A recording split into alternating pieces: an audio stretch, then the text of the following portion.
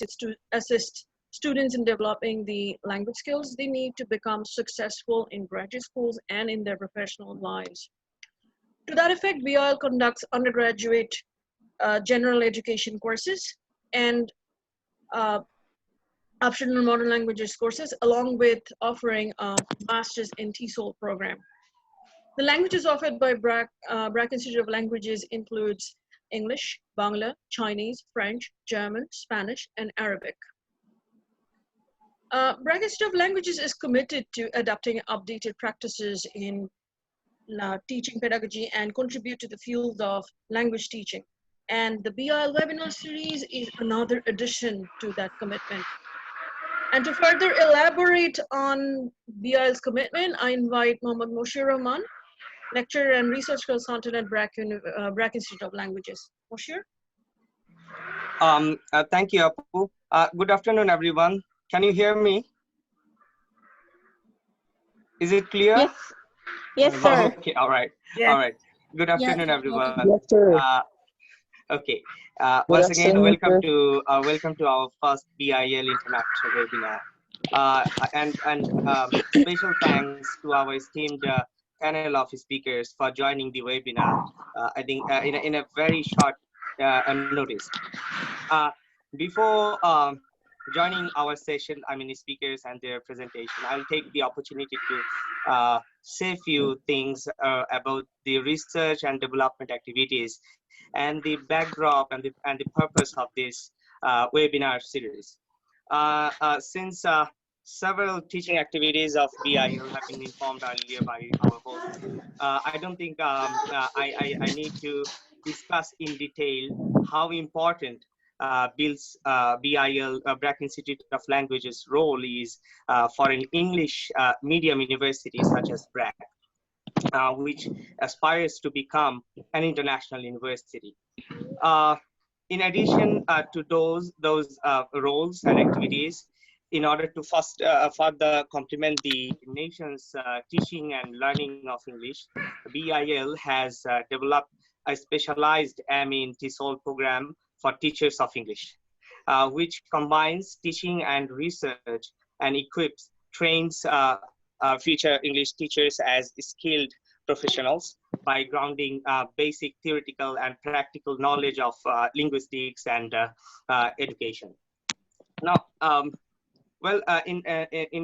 recently, in line with the current vision of BRAC University, what we call BRAC 2.0, our senior director of BIL, Lady Sarwat Abed, has set out to transform BIL's outlook from a teaching institute into a research incentive one through the promotion of applied linguistics and TESOL research and publication. Her vision was to foster the contemporary understanding of teaching and research in TESOL and applied linguistics as an interdisciplinary subject by going beyond the traditional boundaries of humanities-based disciplines, following the practices, contemporary practices that we see in Australia, China, Singapore, Malaysia, and Hong Kong. This is perhaps very unique in Bangladesh, and I'm not aware of anything of such kind other than the Institute of Modern Language of Dhaka University, which has just like us has such a broad scope of research in applied linguistics and TESOL. So this policy and reform, it is also reflected in the research productivity of BIL. Since 2019, 15 Scopus and SSCI index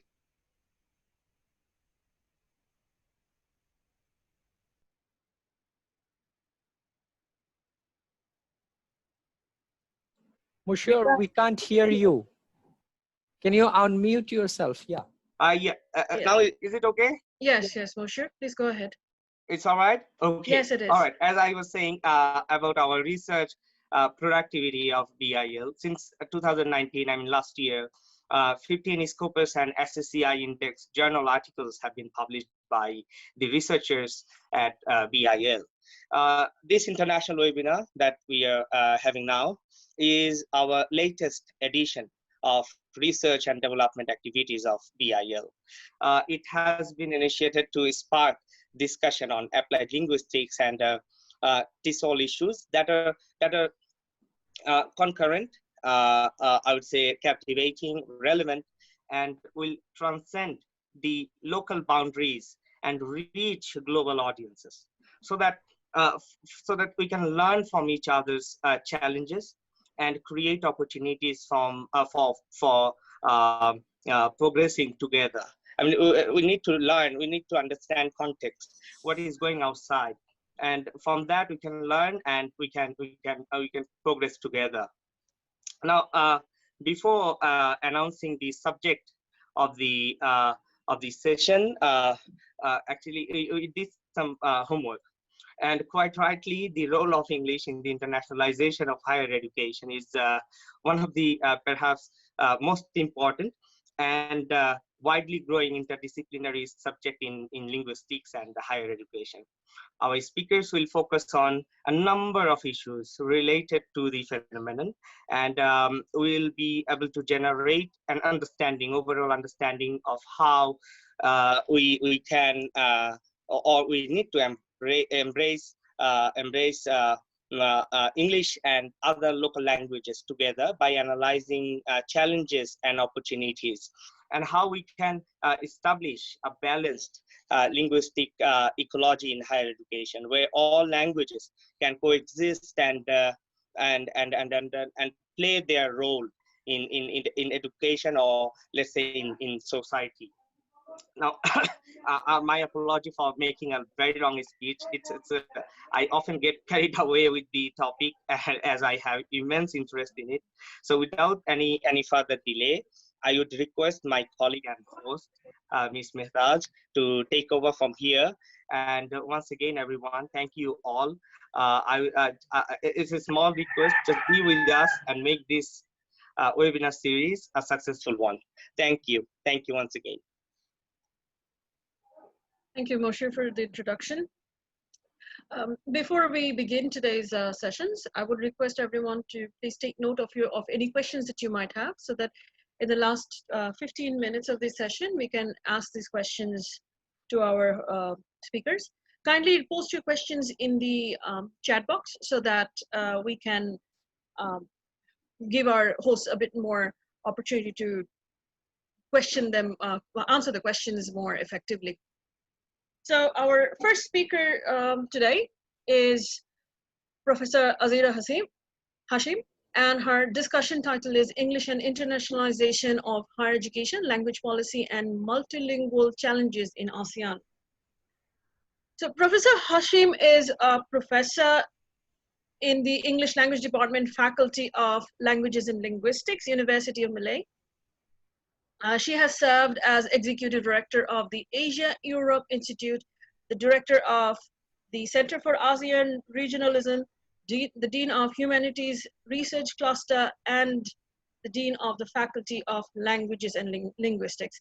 Professor Hashim is a Vice President of the International Association of Applied Linguistics and is founding President of the Malaysian Association of Applied Linguistics, an affiliate of the International Association of Applied Linguistics. She is project leader of Erasmus Plus capacity building in higher education, building research capacity in Malaysia and Laos.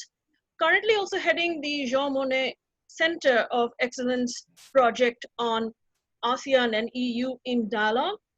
She is very much involved in ASEAN EU research, seminars, and outreach activities. In 2009, she was awarded the George Foster Research Fellowship for Experienced Researchers, Alexander von Humboldt Foundation, Germany, and is a fellow of the foundation. More recently, she was a recipient of the Trinity Long Room Hub Arts and Humanities Research Institute Research Fellowship, Trinity College, Dublin. Her research interests include language contact in South Asia, English in ASEAN, higher education in ASEAN, and academic and professional discourse. So please welcome Professor Azira Hashim. Thank you. Thank you very much, Dr. Chowdhury. Firstly, I would like to thank the Bragg Institute of Languages for the invitation, in particular the director, Lady Sarwat Sarwat Abid, and also Dr. Monsieur Rahman for the invitation. Good afternoon, good morning, good evening to all our participants. I will share the screen now so that you can see the slides.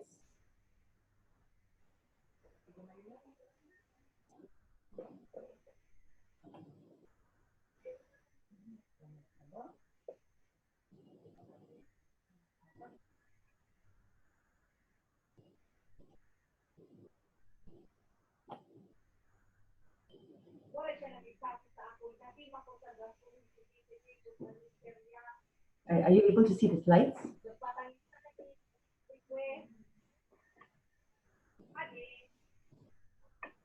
Excuse me, are the slides on the screen? No, we can't see the slides. You They're can? not- No, No. the slides are still not on the screen. Not on the screen. No.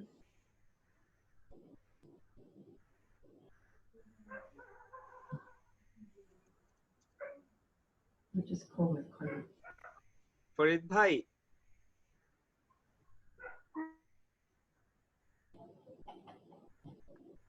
Yes, I think Madam can click on the PowerPoint. Bottom, Yes. would you Prof, yeah. Yes, yes, we're We can there. see. Thank We you. can see We now, can Prof. see now. Yes. Yes, Yes. thank you. Very much, yeah. Okay, what I'll be talking today is the topic English and internationalization of higher education, looking at the impact on language policy and talking also about challenges to multilingualism in ASEAN. So my presentation will cover firstly a background on English in ASEAN. I will say a little bit about internationalization of higher education in the region. I will talk about the language policies which have been implemented and how the policies affect multilingualism in ASEAN. And I will end with some challenges and what could possibly be relevant approaches to be adopted for English in education in the region. For those of you who are not so familiar with the background, ASEAN is actually consisting of 10 different countries in the region. It's the Association of Southeast Asian Nations. The original members are Indonesia, Malaysia, the Philippines, Singapore, and Thailand, and later 5 other countries came on board. So we've got Brunei, which joined in 1984, Vietnam, Laos, Myanmar, and finally Cambodia in 1999. This is a map of the ASEAN region. You can see the 10 countries which are all members of ASEAN.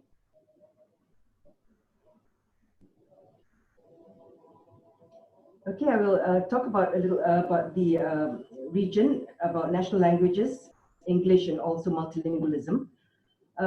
In ASEAN, you can see the pressure. All of them, actually, all of us, apart from Thailand, were actually colonies, and we got our independence over the last so many years.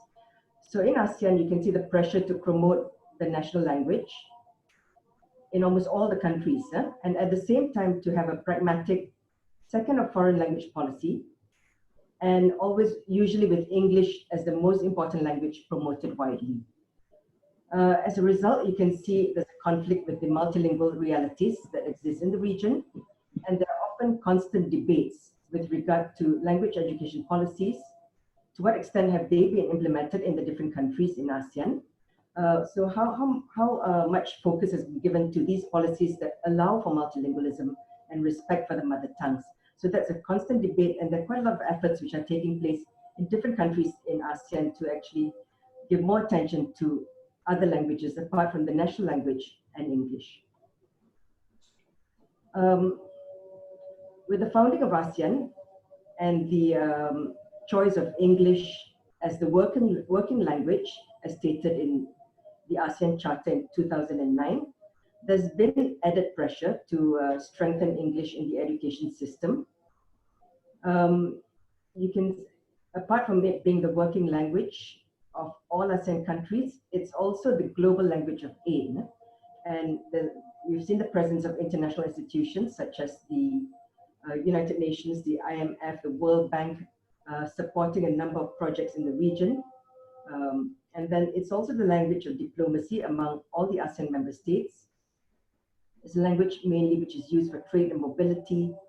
And it's also the language that's used more and more in the academic environment in higher education. For some public universities that used to use the national language, we can see that English is playing a major role actually in public universities in all the different countries in ASEAN. Looking at the 10 countries, we can say that they're all at different stages of nation building. Some are more advanced than others. But all of them actually are aspiring to be integrated nations. We became the ASEAN community in 2015, and there's been a lot of activities and efforts to foster integration amongst all the 10 member countries. So all of them actually, although at different stages of nation building, they're all actually aiming to become regional and global players within ASEAN and beyond. So therefore, you can see English is promoted as the vehicle of empowerment. It is used as a language in dealings in ASEAN. It has also the global angle involved. And it has a number of different functions. It can be a second language. In some countries, it is a foreign language. But in some cases, it is also a first language. And it is a lingua franca across ASEAN. And there's quite a bit of research carrying out at the moment on English as a lingua franca in ASEAN. So the language has gone hand in hand with economic growth. At the same time, over the last few decades, you can see the emergence of different varieties of English. In the former Anglophone colonies, you've got varieties of English that are already pretty much established. There's been a lot of work which has been done on the different varieties that you can find in the region. A lot of research done, especially on the outer circle countries, like Malaysia, Singapore, Brunei, and the Philippines. And the varieties are no longer considered British or American or Australian, but they're considered Malaysian varieties, the Malaysian variety, or Singapore variety, of Brunei, and others. Yeah? And the norms also in all these varieties are actually norms that conform to national forms. And you can also see, I think, with the interaction that's taking place across ASEAN, it's interesting to note to what extent actually all these varieties cut across national boundaries, and is there a new ASEAN lingua franca that is slowly emerging. You can also see the effects of English in ASEAN's language policies, which include the teaching of English in primary schools and in universities in just about all the ASEAN countries. It's considered, it has the function of its a near universal basic skill. English teaching and learning becomes essential for skilled workers, essential for business dealings, essential for regional cooperation. There's been a shift in interest from English as a foreign language to English as a lingua franca. There's been less stress of native English fluency and a focus more on communicative competence in multilingual environments. The need to communicate more with non-native English speakers, and therefore you see the demand for English and English as a medium of instruction in higher education growing. And with the internationalization of education, English actually has impacted the education systems in all the countries. It's seen as the key to developing a global community, and similar to the Bologna process, although not exactly the same, but there's been developments to actually facilitate movements across the region.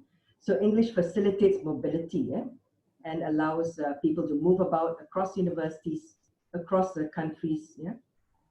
And Patrick in 2014 mentioned 3 driving forces behind the use of English. He mentioned international campuses, he mentioned international partnerships and cooperation, and he mentioned the setup of regional universities to cater for diverse student markets.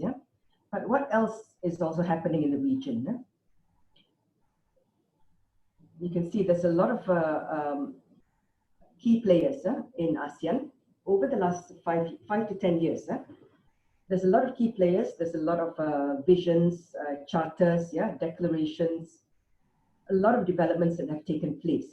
So you can see on this particular slide,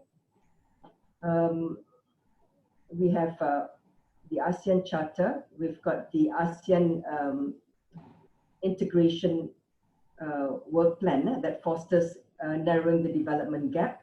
We've got ASEAN 5-year work plans to work on for education to foster greater mobility and working together and exchanges.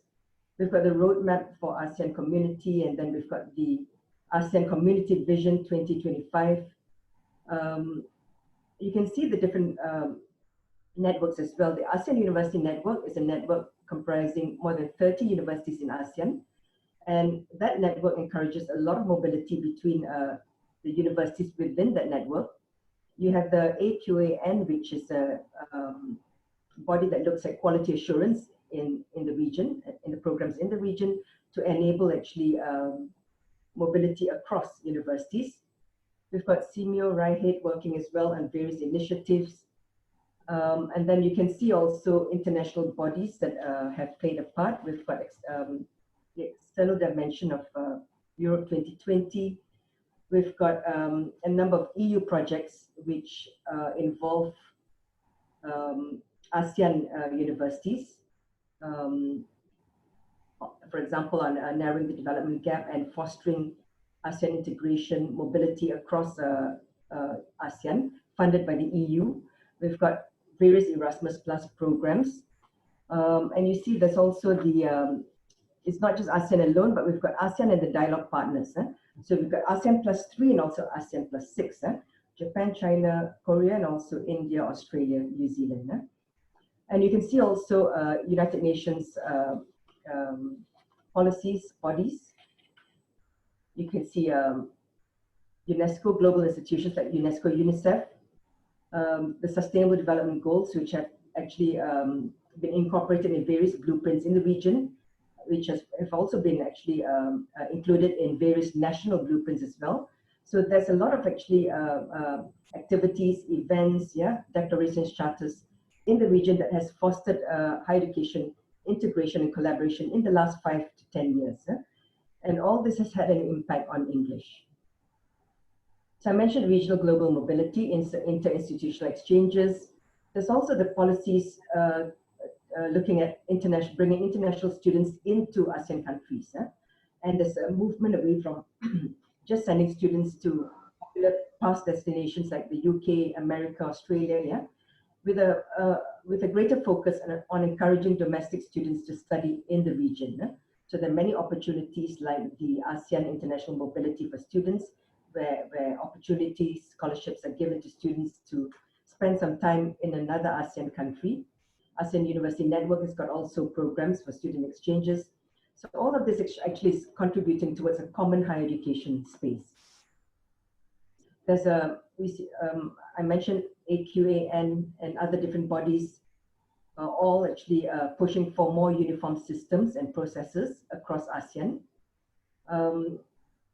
Although we don't exactly have this, we don't have the Bologna process, but we are also developing some similar mechanisms and structures towards harmonization of university degrees, facilitating student and staff mobility and transfer of credit. Then we also have capacity building activities. You have programs, initiatives, national initiatives for narrowing the development gap between countries in ASEAN. Then you've got also other initiatives led by the EU, for example, where universities collaborate to actually assist other universities in developing, for example, their research capacity.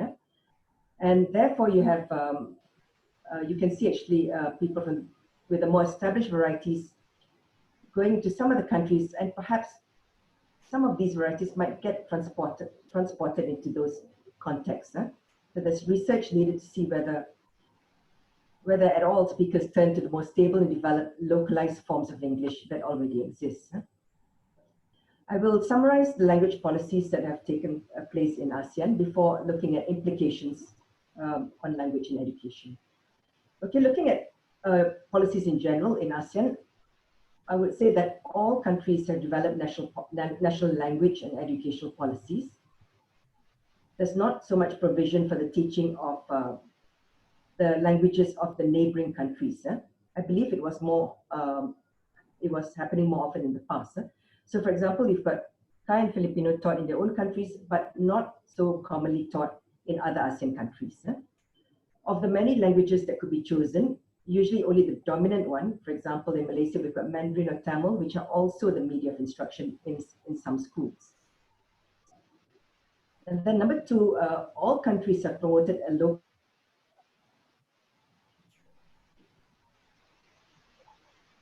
There are many local languages that could have been selected. Indonesia, for example, chose Malay as the national language, even though it's not the largest language spoken in Indonesia. So all the policies you can see propagate the selected national language, so leading to a kind of bilingualism with English, and only a marginal consideration of other local languages. The third point is that all countries include in their policies the issue of media of instruction and the choice of foreign languages. So the normal solution is the choice of the national language. There are other languages which may be selected in some regions, for example, Malay in southern Thailand,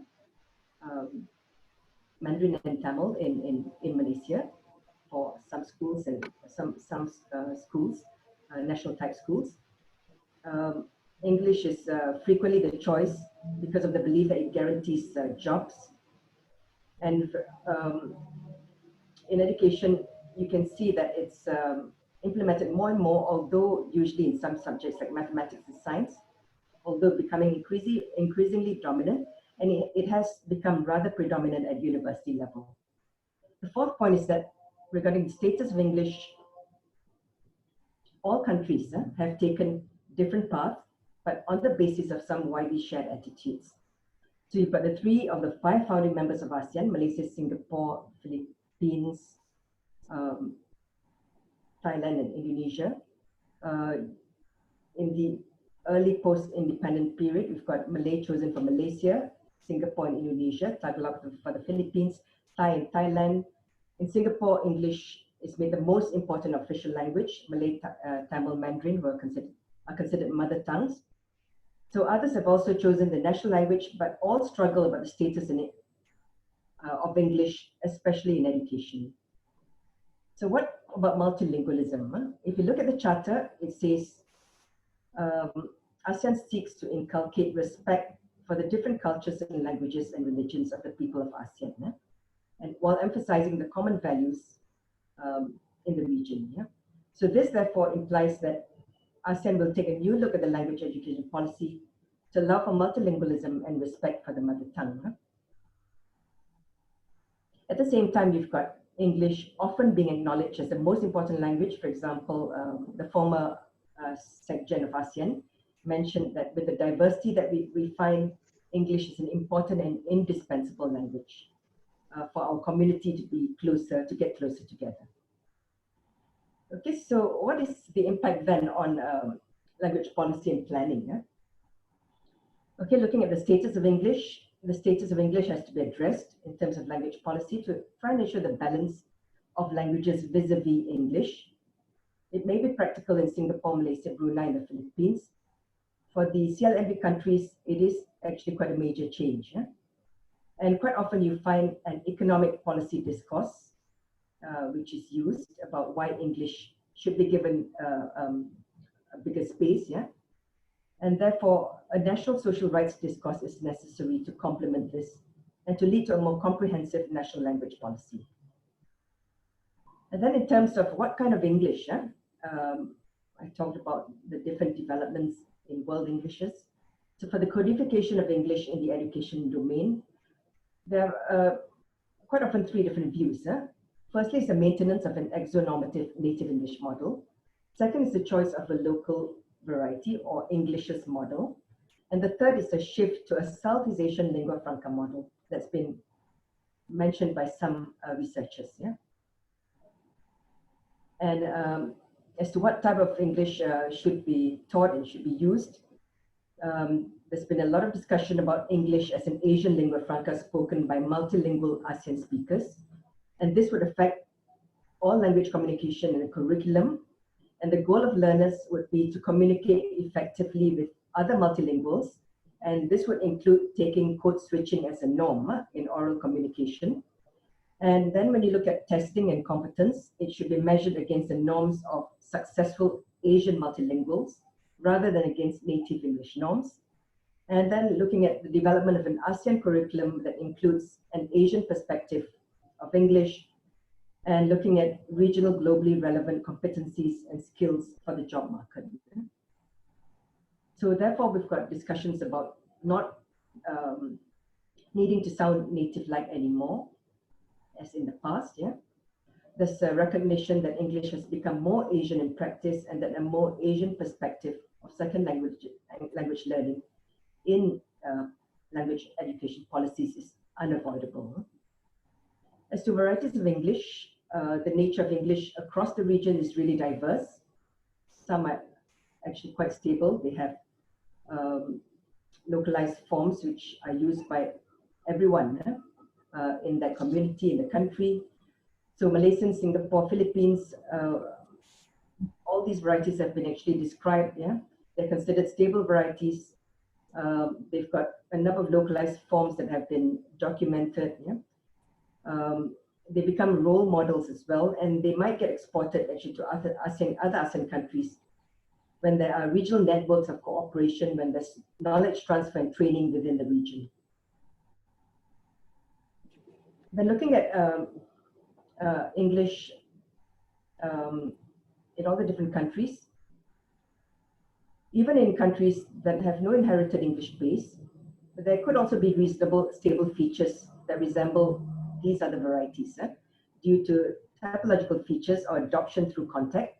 So therefore, there's a tension between these national or regional varieties and what is the desired command of English that needs to be addressed. And should, for example, localized forms be ignored in textbooks when they're part and parcel of what the students in school and university bring with them? So therefore, I think there's a need for a practical and a policy response. In terms of pedagogy, some have said that English as a lingua franca is the best option for higher education institutions. But then one would also need to look at what is actually needed in different contexts. Yeah, one would need to restrict it to semi-formal spoken contexts. Because we also need a form of international English for writing, example, academic writing. And then given the difference between ASEAN countries, different levels of English, yeah? English, where in some countries, English is considered a language which is spoken by all the locals. In some countries, it's considered as a foreign language to be used with foreigners. So what advice can we give regarding pedagogy in the region where English is set in multilingual contexts? Yeah? And when we have English spoken by other ASEAN speakers, will there be common features that are regularly used by these speakers? Yeah. So in terms of multilingualism, I mentioned the charter that states that the working language is English, but there's also a declaration that other languages must be respected. Here I just refer to the European Union that has 24 official languages that are 24 languages which are termed official working languages. So we need to see whether the massive investments in ASEAN into English language teaching to make up over 600 million people to be competent in English, is it cheaper in the long run? And also we've got, we can see that in the EU and the Council of Europe, there's an emphasis on teaching in other European languages. Will ASEAN also place an emphasis on Southeast Asian languages in education and cross-border communication using other languages? Yeah. Or looking at what's happening around the world, is it likely that there would be a promotion of Mandarin as well, given the One Belt, One Road initiative? So there are many forces that affect the manifestations of English and its position overall, and all these will have repercussions in language policy planning. Yeah? So that while English is actually being promoted more and more, you can see that in almost all the countries, there's constantly a pressure to promote the national language and at the same time have a pragmatic second or foreign language, almost always English. And this is in conflict with the multilingual realities that exist. And perhaps you should be thinking of also foreign language learning of neighboring or other European languages to be actually given more emphasis in education. So my concluding statements, firstly, a regional policy for English that caters to local and international needs would be good to for us to examine that. We would should also look at an ASEAN-wide approach towards standards, the growth of stable features, appropriate English curriculum. We should also look at a regional policy to ensure that local languages do not die or lose out to English in all the different domains. And then unless regional governments develop holistic or coherent policies and language policies, it is very likely that English will continue to increase its dominance at the expense of local and regional languages. So therefore, I end by saying that the region needs to find a way in which English can coexist with other regional languages. Thank you.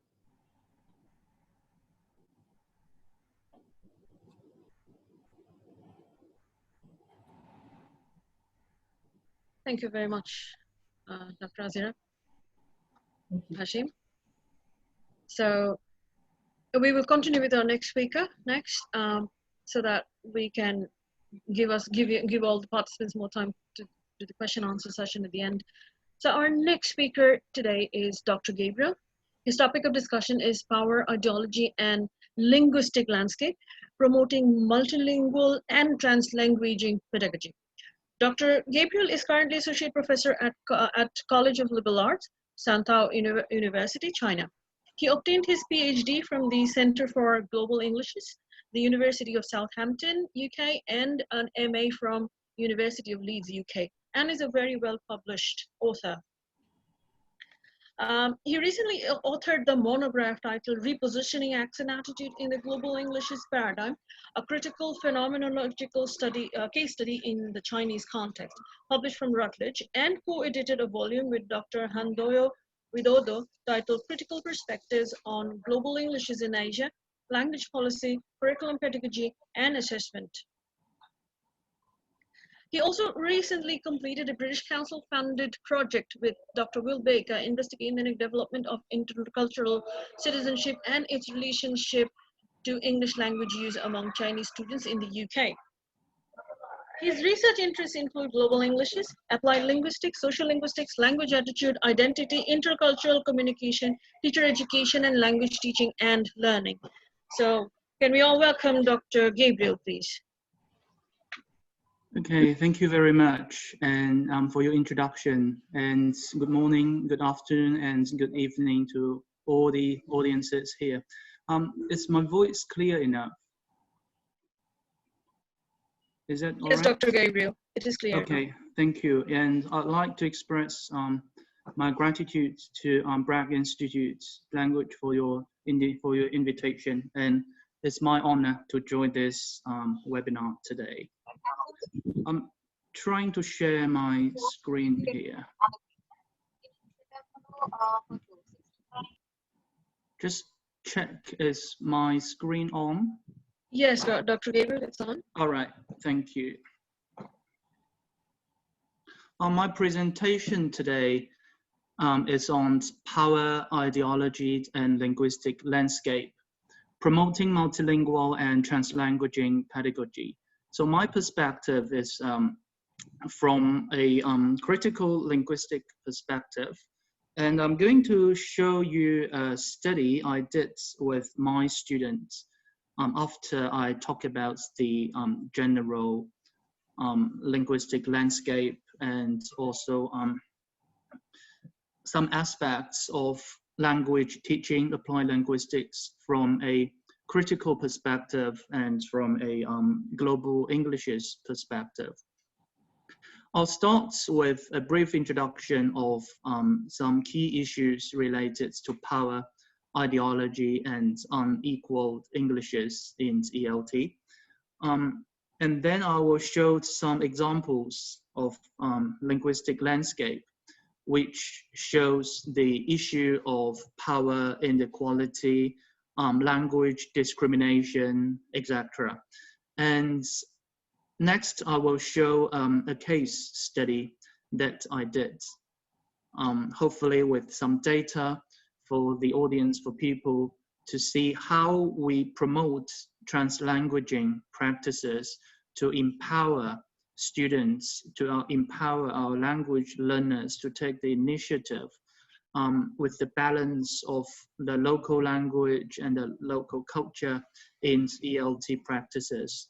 And at the end, I will kind of to propose some implications on how we promote translanguaging pedagogies. I will start with the issue of linguistic racism. If you follow some recent publications, you will see a special issue edited by Dov Chin, published in International Journal of Bilingual Education and Bilingualism, where she rightly, timely pointed out the issue of linguistic racism, where she defined as the ideologies and practices that are utilized to conform, normalize, and reformulate an unequal and uneven linguistic power between language users, for example, including L1 use and accents, etc. This is relevant to the concepts of linguicism, as well as if you are familiar with Phillipson's study of linguistic imperialism, where the ideologies and structures which are used to legitimate, effectuate, and reproduce unequal division of power and resources, both material and non-material, between groups which are defined on the basis of language. So I'll show this as a background introduction and as the information for people to see how different languages will coexist from a multilingual paradigm when people kind of promote this idea and the notion of multilingualism. All right. And Peter da Costa also wrote a concluding article arguing that this concept needs to be historicized and examined in relation to the socio-political contexts in which multilingual speakers are embedded. And also it has to be examined in conjunction with vitally important and adjacent work on linguicism, native speakerism, and racial linguistics. Especially here during the COVID-19, I guess that people have heard of different cases, different examples of linguistic racism from the media, or people experience this by themselves. This is a quote where Kumarava Devalu published several years ago in TESOL Quarterly, where he used an example of his students, one of his students. One of the students told Kuma the case where she finished her PhD in the US and where she wanted to look for a job at her home country.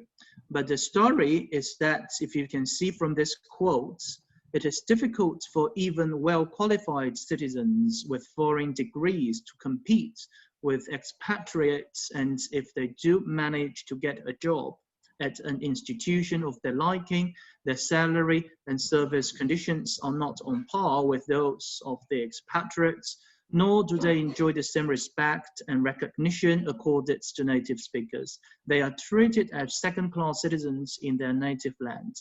I will say that this is a case, so we don't want to generalize this case, but to some extent it happens in different Asian contexts.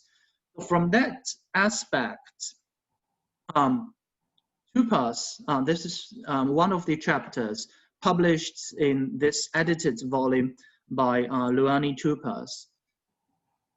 So we see that any discussion of English as a global language and its socio-educational implications therefore cannot ignore the fact that far from being a solution to the dismantling of the unequal power relations in the world. So English is in fact often part of the problem. So we really need to see English as a global language, for example, English as a lingua franca, for example, as a big picture, but we also need to understand, we really need to delve in different linguistic aspects, socio-cultural aspects, in terms of how English is used in different local contexts, where the situation, where the case of unequal English, unequal Englishes is there. And this will link to the aspect of native speakerism, and I guess that people are familiar with this concept, where Holiday proposed this concept, followed by Philipson's concept of linguistic imperialism. So this is a pervasive ideology within ELT, characterized by the belief that native speaker teachers represent a Western culture from which spring the ideals both of the English language and of English language teaching methodology. And this is also very salient in, for example, teacher recruitment in many contexts, in many settings in Asia. And this is seen as a divisive force which originates within particular educational cultures within the English-speaking West. Again, this is the case, but I don't want to say that native speakerism is 100% true in every context, because local educators also want to make their voice heard. And this needs, for example, this brings the concept of critical pedagogy there.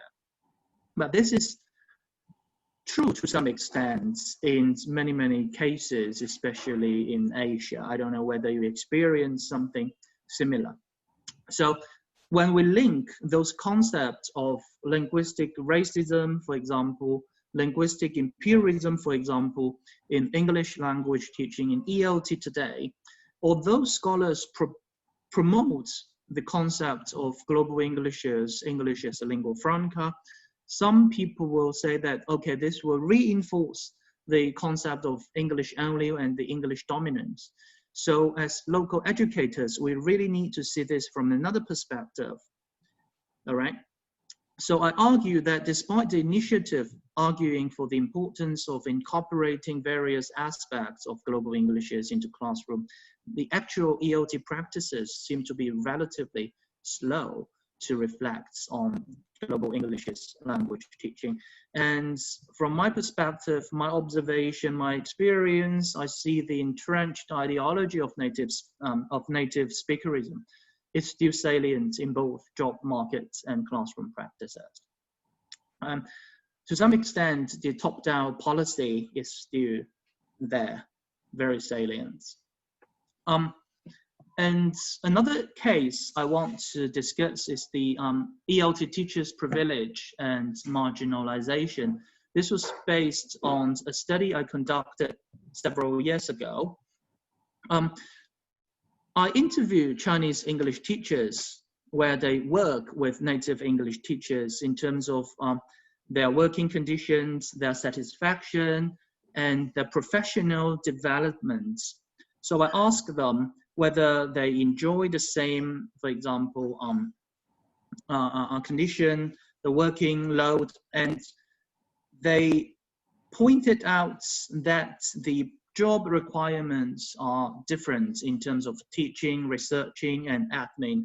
So from the Chinese teachers' perspective, they had to do more teaching and researching, while they could not enjoy the same, and they could not enjoy the equal pay scale and remuneration, even with same educational backgrounds and working experiences. They did not enjoy the same housing conditions. And here they also talk about the discrimination at job markets. So I quoted two of their interview data. One teacher expressed that this will strangle the professional identity and professional endeavor of Chinese English teachers, and non-native English teachers will no longer have a say in this field, which is a grievous and realistic concern. Well, another Chinese teacher also pointed out that native English teachers have a higher face validity. I really love this term where I did my interview, and yeah, the teacher pointed out the face validity issue. So my summary is that it's crucial that those in the ELT field reconceptualize the model of language teaching and challenge the entrenched native ideology in which professional identities of non-native English teachers will further be envisaged and constructed.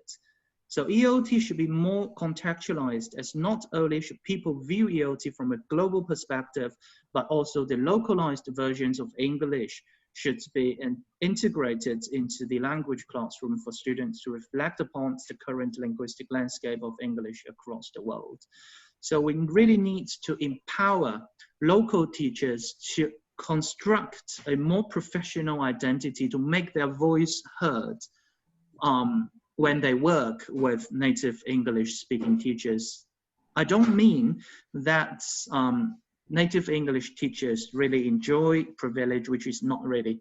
I don't want to say this is not something good for them, but from my perspective, is how teachers, local teachers, make their voice heard. And it's not the concept of self-marginalization. I really love this quote by Kumar, where he pointed out the issue of self-marginalization. So this point is there, where this quote, Kumar Ravadevalu argues that by the uncritical acceptance of the native speaker dominance, non-native professionals legitimize their own marginalization. Both the process of marginalization and the practice of self-marginalization bring to the fore the coloniality rather than the globality of the English language. They cast a long hegemonic shadow over the activity of TESOL. So I think hopefully for the audience, we really need to think about how we empower ourselves as language teachers. So this creates a gap that it seems for me that the ELT world generates a false image between the local and the global and creates an invisible hierarchy between the center and the periphery. So English is still perceived as a property of its native speakers. All right, so I'll finish the first example, the first story here. Well, my second argument is that when we see power, when we see ideology, it also reflects on the linguistic landscape, where in every day's life, where we are exposed to different types of linguistic landscape. I'm not going to read definition, I guess people are familiar with this bit, but from the linguistic landscape, we can see the power issue, we can see how language and how pictures are portrayed there. Okay, this is two notices I took at a place called Center for Independent Language Learning. So we see that this is a place for foreign languages only. Kindly keep all conversation still in foreign languages. We see that the hidden language ideology is to erase the local language and first language there. So when you enter the room, when you enter that place, you are not allowed to use your first language. So we see that the hidden language policy there. Well, and second, another picture I took at an underground advertisement. This is an advertisement I took at an underground. So here you see an example of you speak English for the future. Okay, for people who do not understand Chinese, this is traditional Chinese. For the future, when you learn English for your future, and then you see this is the flag here. Okay, where you produce, for example, this is the British English, where you also see that linguistic ideology there. I always love this picture. Again, I took this picture several years ago, the same at an underground station. This means you master English, pure English, and can see if you want to do a discourse analysis there, you see the image there, you see the gender issue, you see the clothing issue, the dressing issue, the gender issue. It really shows linguistic and symbolic power from different examples of linguistic landscape. Again, it's a very interesting image telling people that what type of language should be learned and should be taught in public. I always love this advertisement. I always show this picture to my students and I ask them to discuss.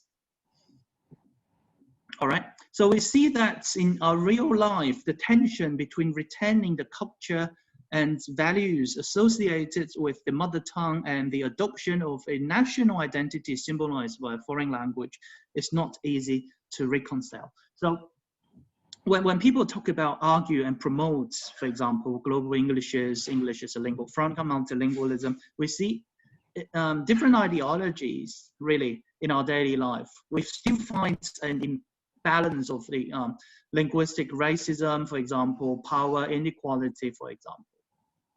All right. So after this, I would like to introduce another concept on translanguaging. And again, this is a topic that is very well researched recently. Different scholars may see this concept from different aspects, from different perspectives. While in general, we see translanguaging has been used to describe bi or multilingual speakers' complex language practices, and also the multiple discursive practices in which bilinguals engage in order to make sense of their bilingual worlds. This concept is different from code switching, but also recognizes L1 use, multimodal, and further transsemiotic practices. So this concept is more than code switching. So I'm telling people a study I conducted, and if you are interested in this study, you can find one paper published in IELTS journal and another one which I hope will be online very soon in the Journal of Lingua. So that research was conducted at the university located in Southeast China, and a bit of the introduction, background research context. We aim to answer 3 research questions. The first one is, what kinds of translanguaging practices have been adopted by both teachers and students at the Chinese university? And the second one, what are the students' attitudes towards translanguaging practices at this university? And what are teachers' attitudes towards and reasons for translanguaging practices at this Chinese university? Due to time limits, I'm not able to share all the data. So I will share some data answering the first and third research questions.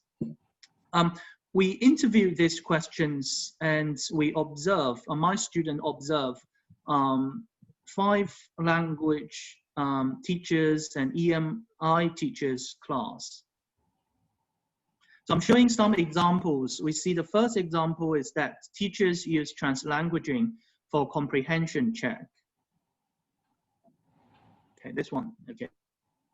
It's Chinese, it means novelty, creativity. So the teacher expected her students to identify the corresponding word of xin in Chinese. So the teacher just used Chinese and wants students to see whether they understood the concepts. So help students develop the bilingual literacy. Another case where the teacher used an example to develop the content knowledge where it is cultural related to illustrate 2 legal principles here.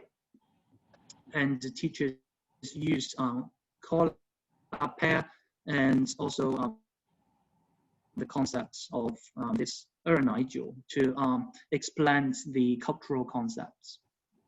Another example of using of translanguaging is to create class rapport. The teacher, here the communication teacher said, I'll give you other good stuff. While students were laughing, the teacher said, is it good stuff not received yet? So teacher here made a metaphor referring to the writing sample as good stuff. In Chinese, it's called 好东西. Well, to create class rapport, traditionally, while the teacher if say, okay, I will assign you some writing example, some writing to do. In that case, students might not feel really happy while the teacher use a metaphor, okay, to refer to the writing sample as good stuff. So some interview data, like the purposes, reasons why teacher use translanguaging. From one teacher, she expressed that L1 is used for highlighting a point, especially when what I need to say is so important. So here we can see that why teachers use L1. So I need to make sure that every student receives the message. Furthermore, when the recess bell is about to ring and the students become not so focused, using L1 to help capture their attention. Another teacher, I think using Chinese to inject humor is a way of creating a warm atmosphere. Since we are all Chinese, if you don't use the mother tongue, it would sometimes turn out to be too businesslike, and this is not the classroom atmosphere I want. Back to the second teacher, the use of all English would to some extent compromise communication between teachers and students. Using Chinese brings us closer, especially the less proficient and less active students. I would speak in English most of the time and switch to Chinese sometimes to relax, and this acts as a rhythm. So we see that L1 is also used for a type of identity, creating a class to express, to show the teacher and students local identity as well. While some teachers expressed concerns as well when using translanguaging. So another teacher shows that we have an international legal program in which students are required to complete a certain number of credit hours in EMI courses. In these courses, both PowerPoint presentations and lectures are required to be in English only. Another teacher says that the department staff meeting, it was clarified that EMI means implementing the English only policy. So again, we see the policy there in English, in classrooms, textbooks, and PowerPoint presentations. And the principle in class of using English only may impede teacher from using their first language there. So the teacher's concern is that even when I encounter content that is difficult to explain, I will still not randomly resort to Chinese, otherwise much to do with me, okay. So we see from the data, despite the English-only policy, the teacher participants utilize translanguaging strategies to facilitate content teaching, including concepts or language point explanation, comprehension check, and content knowledge localization. And teachers show different positions towards translanguaging. The teachers in favor of translanguaging strategies recognize more functions of translanguaging practices. Although we also find some challenges, including the influences of monolingual policy and also students' overuse of L1. So here we need to see the revisit language policy, and also we need to delve into deeper in terms of the language practices. Some implications from the study and from the talk I just delivered. The first one, although the role of English is undoubtedly prominent in students' future employment and career development, it does not mean that mastery of English only would naturally lead to optimal outcomes in terms of content subject learning and enhancement of English language proficiency. And the adoption of English as a language of instruction should be contextualized, as language policymakers should reconsider the feasibility and availability of the necessary resources for EMI and understand L1s and local cultures as resources in order to promote translanguaging pedagogies and challenge linguistic inequality end racism. So I promote the concept of multilingual education. I really hope that, and as the theme of this webinar, it's very important here, we build a TESOL field that wholly embraces and builds upon the dynamic cultural and linguistic repertoires of our students across. So a multilingual lens for people to reconsider the monolingual bias, all right, and to adopt a sociolinguistic perspective of what competence means to bi or multilingual speakers instead of constructing societal monolingualism. And here respect different linguistic and cultural resources, recognize students' L1 as language resources, and allow translanguaging as a natural linguistic practice. I will end my talk by, again, reiterates the importance of anti-racist pedagogy, addresses the intertwined nature of race and language teaching, and supports both students and teachers in recognizing and making visible the racialized nature of language. So the issue, okay, I quote Lippy Green at the end. The question is, can this unbroken circle of intimidation, for example, linguistic discrimination, linguistic racism, truly not be broken, or do we like things the way they are? Language serves as a convenient excuse to turn away. Are we willing to consider a nation in which the cost of success is achievement measured by other fairer means? So language subordination is about taking away a basic human right to speak freely in the mother tongue without intimidation, without standing in the shadow of other languages and peoples. To resist the process passively or actively is to ask for recognition and acknowledgement. It is a demand for the simple right to be heard. Thank you very much. That is the end of my talk.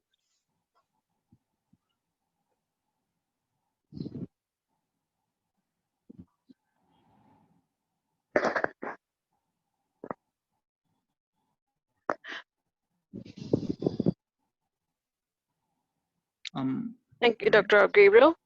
Thank you. That was a very informative and entertaining discussion. So we will move on to the next speaker. Our next speaker is Professor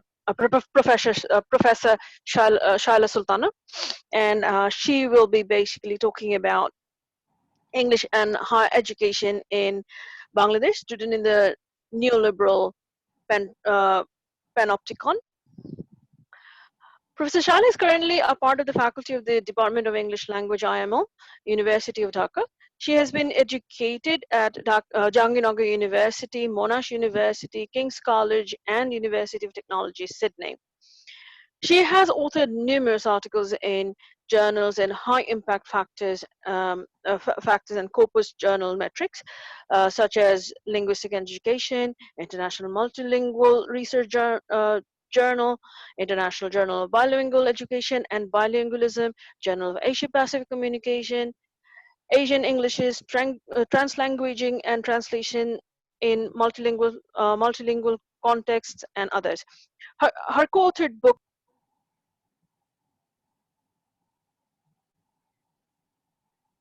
It does.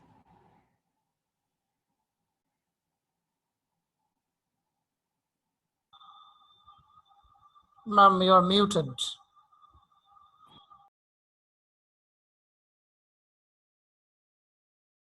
Mehtaj, you are mute.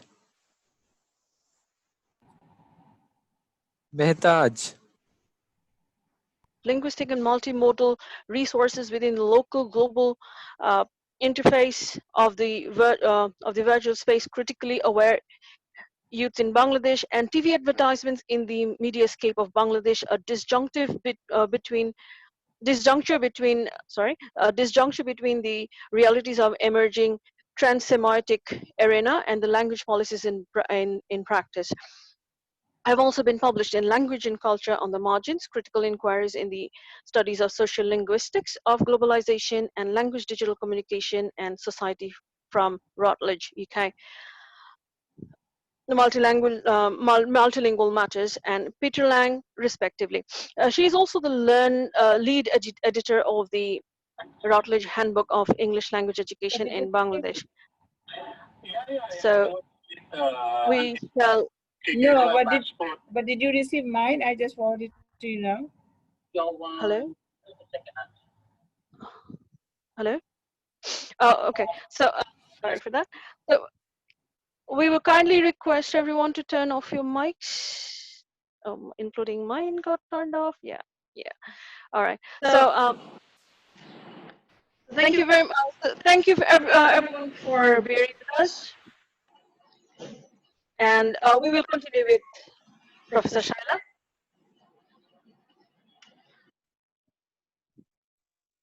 Would you please mute Sorry yourself? for the disruption just now. We are getting lots of disruption.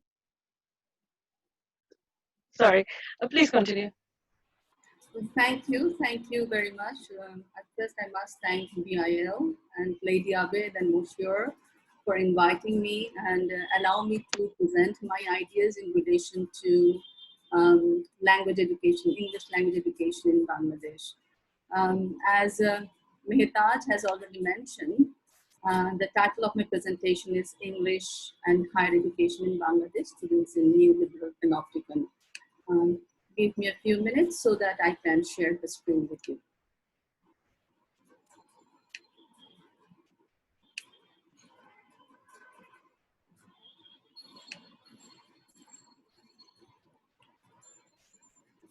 All right, so welcome to my presentation, English and Higher Education in Bangladesh, Students in the New Liberal Panopticon. As the title shows, three basic concepts will be very important for today's presentation. One is English education, and then second is New Liberal education in higher education, and then Panopticon. So before I go to the discussion, let me show the layout of today's session. At first, I will share the outcome of recent New Liberal turn in the higher education in general, specifically with reference to South Asian countries. And then after that, I'll provide a critical reflection about English in policies and practices in the higher education in Bangladesh. And then I will identify the numerous forces that instigate disintegrated academic practices and how these forces are reinstated by the panopticism in the higher education. And at the end, I'll try to give some possible constructive suggestions in order to minimize the panopticism that we observe in the higher education in Bangladesh. So let's look at her. She is the English goddess, about 2 feet tall, and just a second.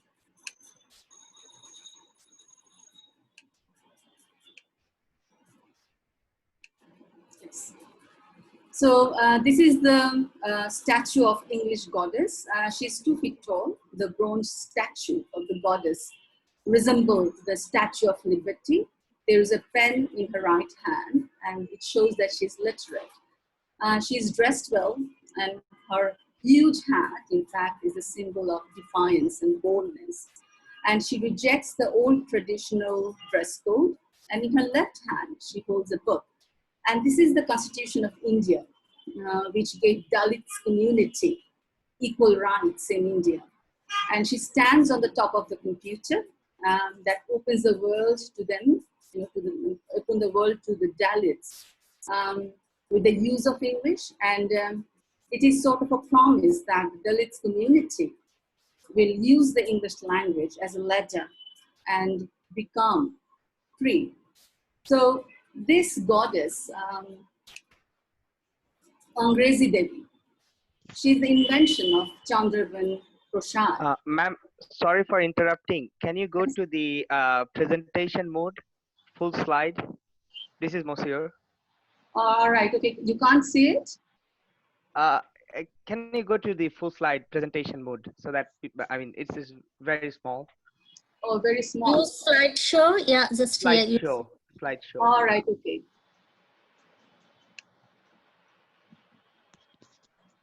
So does it help? Is it okay now? Not yet, ma'am. It is still not full screen. All right, okay. Madam, go down and see this one. Okay, now it's okay. Now it's okay. Now it's okay. Yeah, now fine. Perfect. Okay, thank you. All right, okay. So so this is the Angrezi Devi, the invention of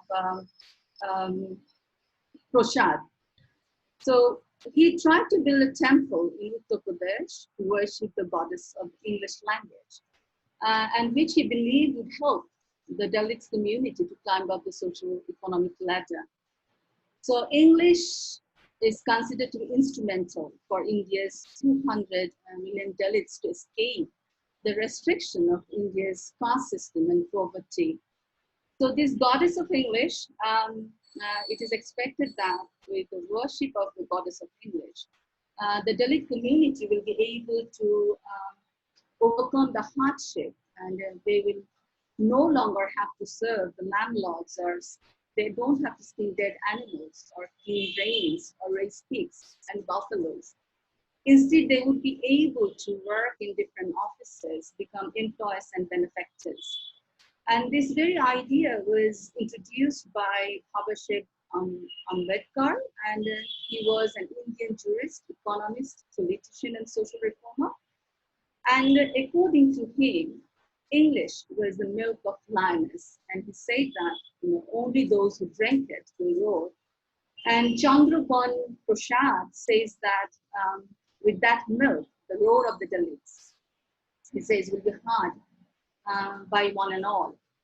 So this Chandraban Prashad is a Dalit journalist, anthropologist, and social commentator. For him and for his community, English is considered to be a baby.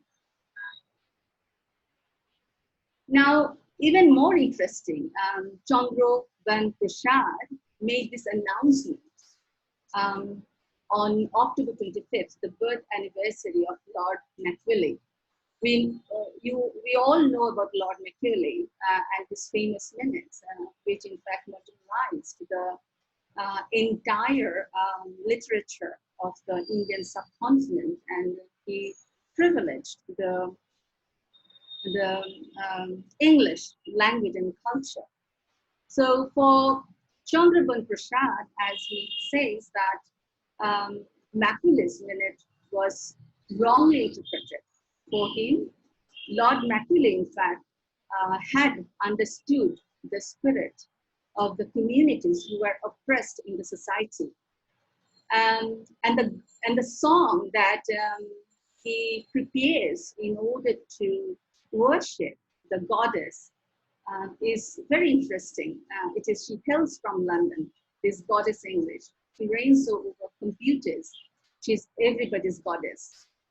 Now, what does happen to this goddess actually now? In fact, the plan did not work out. The goddess is stacked away. The police stopped the construction of the temple.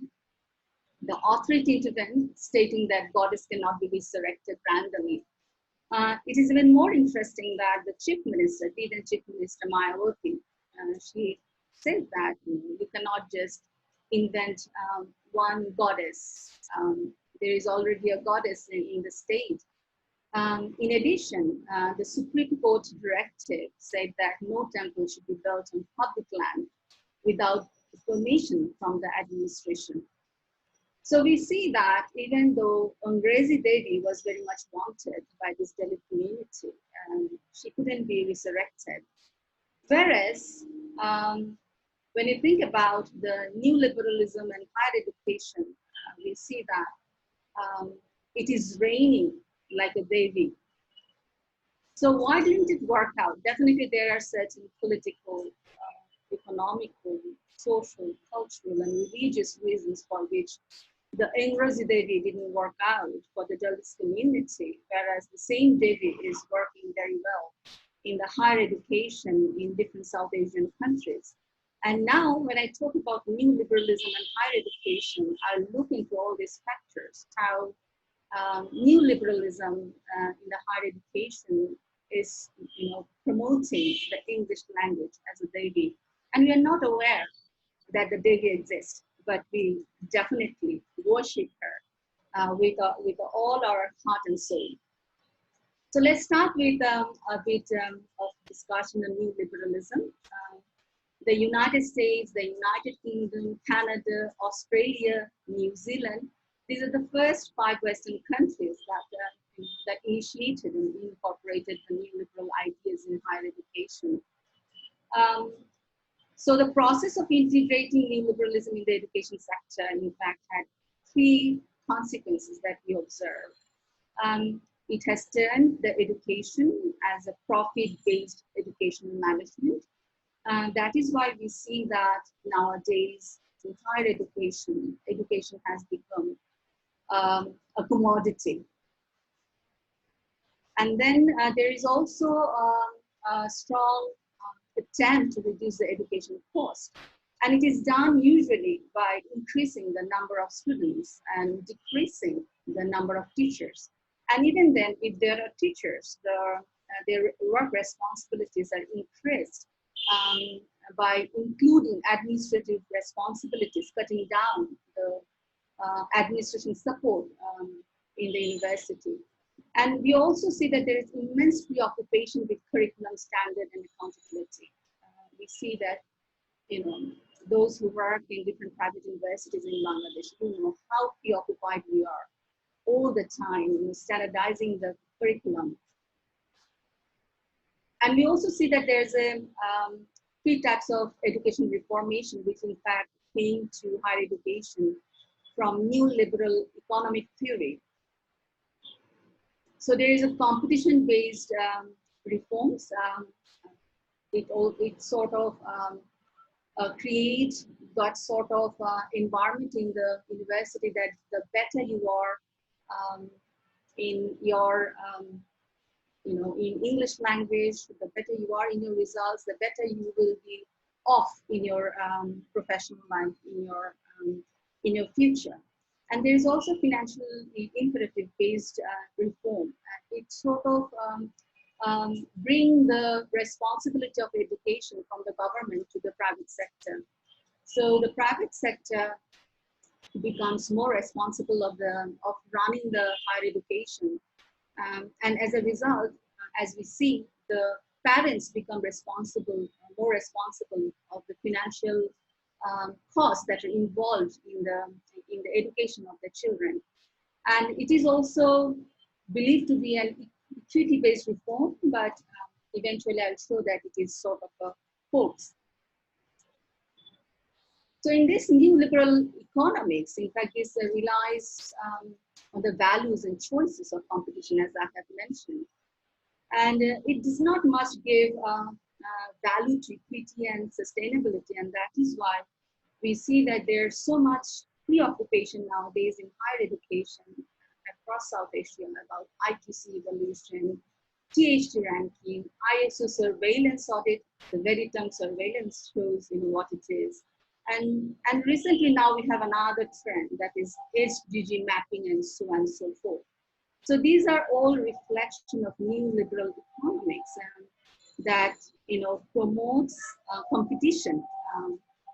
Because with this, there is a certain urge to make the university the best of all the best universities.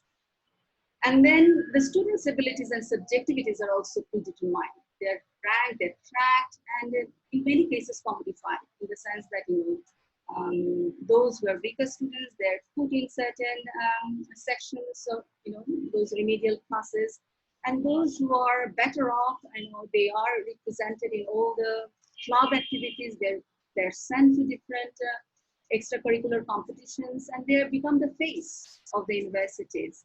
And then we also have the performance learning. It is also not about learning possibilities, but it is also about determining students' realistic identities. And these realistic identities, in fact, related to the profession that they're going to take in future, what sorts of economic future they're going to have. And because it is important for the universities, because then again, these alumni help the universities to show that they have produced, I'm using the word produced within quotation, they have produced eligible graduates who are making lots of economic contribution to the society. And this creates legitimate and sustained stratified economic reward and wealth.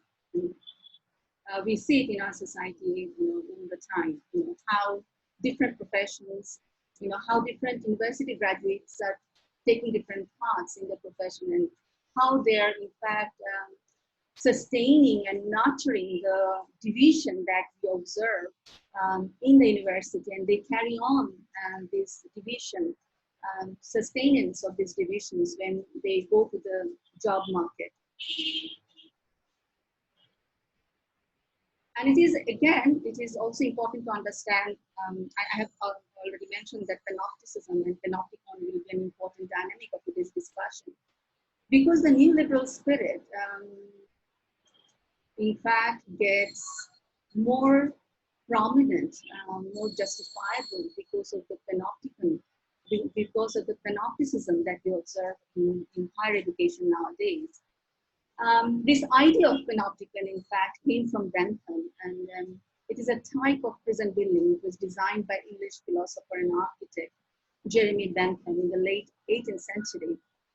The concept of the design is to allow an observer to observe opticon all the prisoners span, without the prisoners being able to tell if they are being observed. So this, those who are observed, subjects who are observed, they're the, in fact, objects, and they do not participate because they don't know that they're being observed. They're seeing, but they can't see. This conveys a sentiment of an invisible omniscience. So Bentham described the panopticon as a new mode of obtaining power of mind over mind. And this is the design that Bentham made. And we'll see how it is executed nowadays in higher education after a few minutes.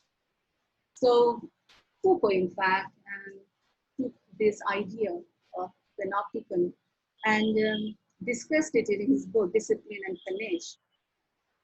And we also see lots of modern day panopticon in our daily life. We are being observed all the time in various ways. And these are the ways that we are being observed, and we don't know that we are being observed. And in today's discussion, I will show how neoliberal spirit, in fact, is accentuated by this modern day panopticon in the higher education. So let's see how Foucault appropriated this idea of panopticon for after 2 centuries later. So Michel Foucault in the 20th century revitalizes the panopticon as a metaphor for understanding the social power. In his book, Discipline and Punish, he brings back Bentham's imaginative model of prison reform as a metaphor for discussing and defining power relations in terms of our everyday life. So Foucault uses panopticon, all seen, as a metaphor to explain state institutional power and control over the public. And it's a machine that produces homogeneous effects of power.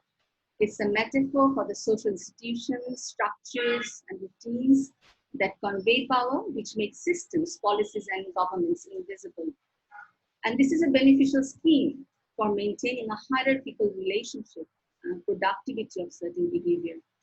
So productive network of power accepted with pleasure, and this is very interesting that those who are being observed and those who are being controlled by the social power, they're quite oblivious because they accept this network of power with pleasure as a form of knowledge.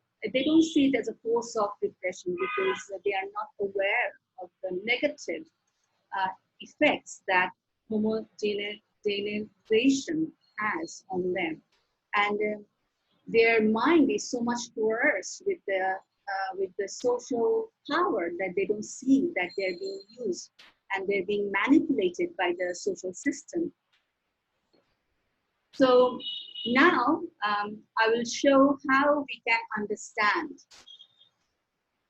the practices in higher education with reference to this specific concepts, neoliberalism and panopticism.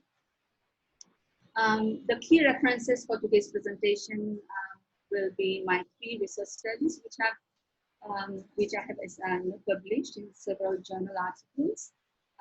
One is a mixed method research that I conducted in 2008. Another is an ethnographic research that I conducted in 2011. And the last one, again, a mixed method research I conducted in 2018. Along with that, there are certain research findings from Ariful Haqqabir, Ghulam Azam, Ifat Zahan, Ubaid Hamid, Munjurul Islam, Mahmud Hassan Khan, Mushur Rahman, and his co-authors, Shishir Bhattacharya, Salimullah Khan, and my own publications. All these publications, in fact, have helped me to understand the practices that we observe in higher education, specifically with reference to the English language. So we know that there are 46 public universities, and these public universities follow the British higher education system, and we also have 107 private universities, and there are 3 international universities, and these universities usually follow the North American tertiary model, and they have borrowed it into the higher education sector of Bangladesh. In these universities, the very basic motto we observe is that they prepare graduates for the global job market.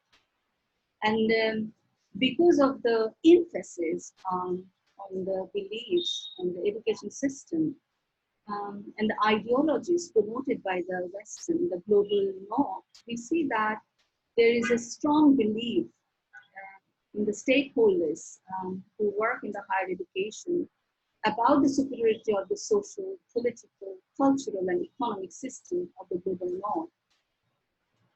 And unfortunately, I have also observed a sort of disrespect to the local knowledge.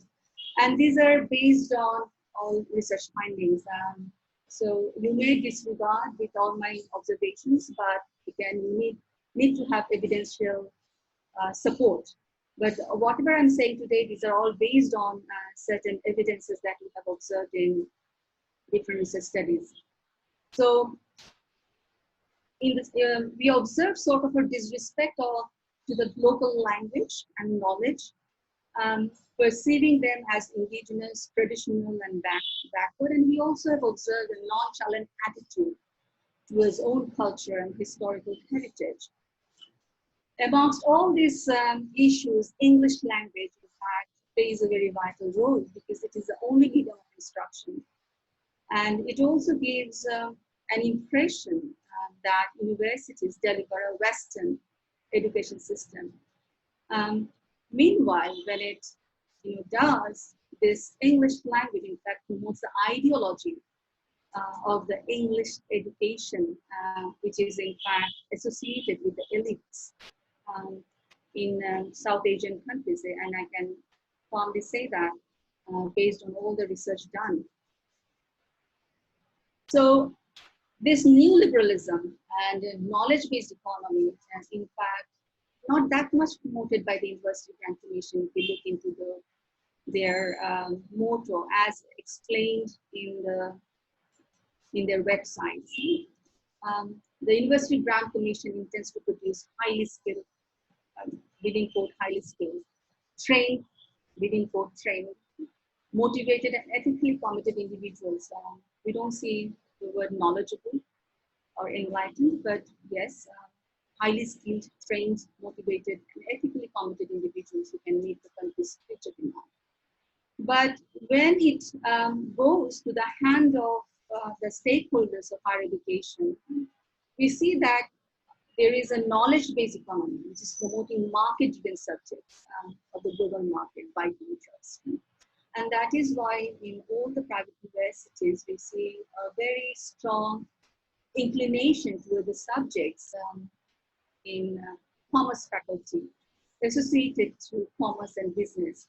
We don't see much attention to sciences, humanities, arts, and social sciences. Yes, there are a few universities which have specific target for liberal arts and sciences, but if you think about 107 universities, you will find that majority, in fact, focus on business subjects and science, humanities, arts, social sciences.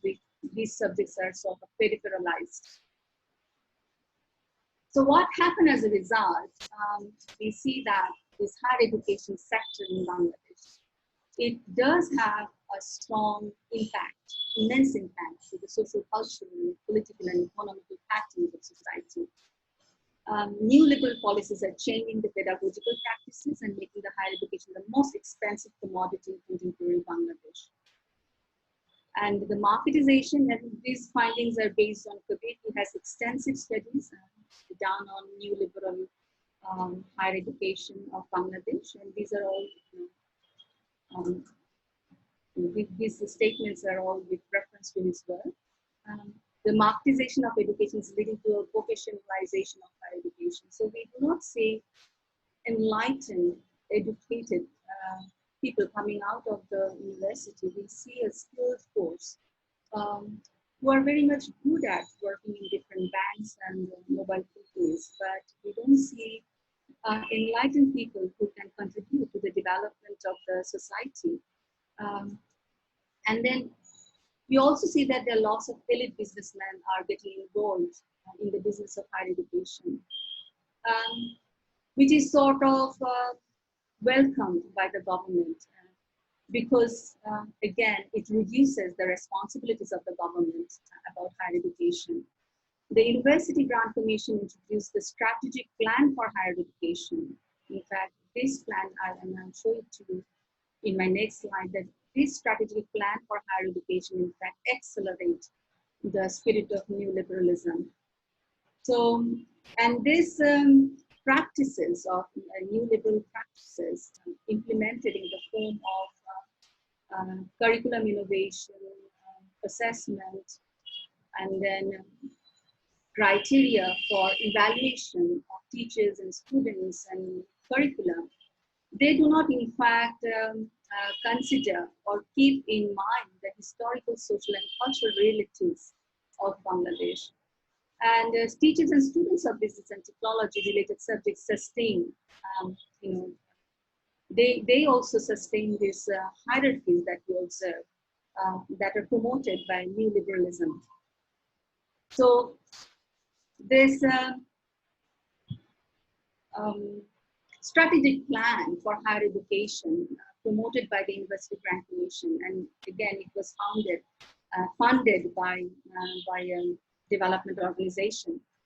The SPHE has shaped the current notion of higher education and has promoted an economy-based society that relies on superficial knowledge that I've just mentioned. Ethical, logical, and indigenous ways of critical thinking have been bypassed, whereas a commodity-centric mentality is being engendered in the future generation. So how is English fitting into this new liberalism spirit? In fact, English is promoting that. English is highly regarded as a language of science, technology. In fact, English is complementing the new liberalism that we observe in the higher education. English is highly regarded as a language of science and technology. It is the language of globalization, modernization, internationalization. All these, policies are big words which I find so difficult to pronounce. Internationalization, transnationalization. So they are much coveted as a language of global socioeconomic mobilities and social class. Again, this is promoted in the universities, and this gives sort of a promises to the graduates that if they have competence in the English language, they will be able to secure better jobs in future. So no initiative is taken so far to address the sudden introduction of English. And then again, this is another interesting scenario in the context of Bangladesh, that students are kept for, majority of the students, in fact, are kept in Bangla medium education system from class 1 to 12. And then suddenly they're introduced to the English medium education at the tertiary level of education.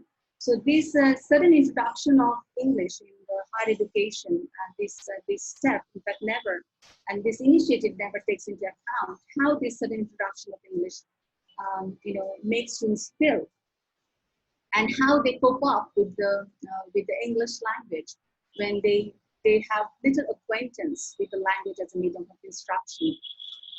And this sudden initiative, this sudden introduction of the English language, in fact, demonstrates a limitation and dissonances in the existing language and education policies and practices. And in the next 2 slides, I will show that. What is happening as a result when this English language is introduced with the promises of a better job, better life in the future?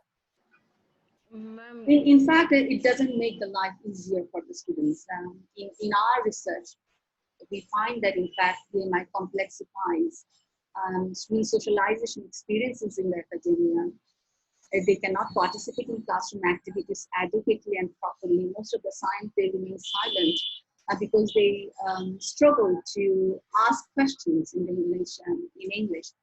Even when they don't understand any concept described with the teacher, they from the fear of speaking in English, they do not engage in any conversation. So as a result, we see that they do not cognitively engage with the learning processes, and they become a victim of the accession of power. Professor Shayla. And yes? If we may draw your attention, we are running out of time a little bit. Could we maybe finish it in very quickly? All right. Is it 30 minutes already? Yes, it is. All right. Okay. Thank you. Yes, thank you. So both students and teachers, they perpetuate and effectuate the social, political, and ideological relations. And we also see that there is a linguistic inequality and discrimination without any contestation because of the ideologies associated and the symbolic valorization of English.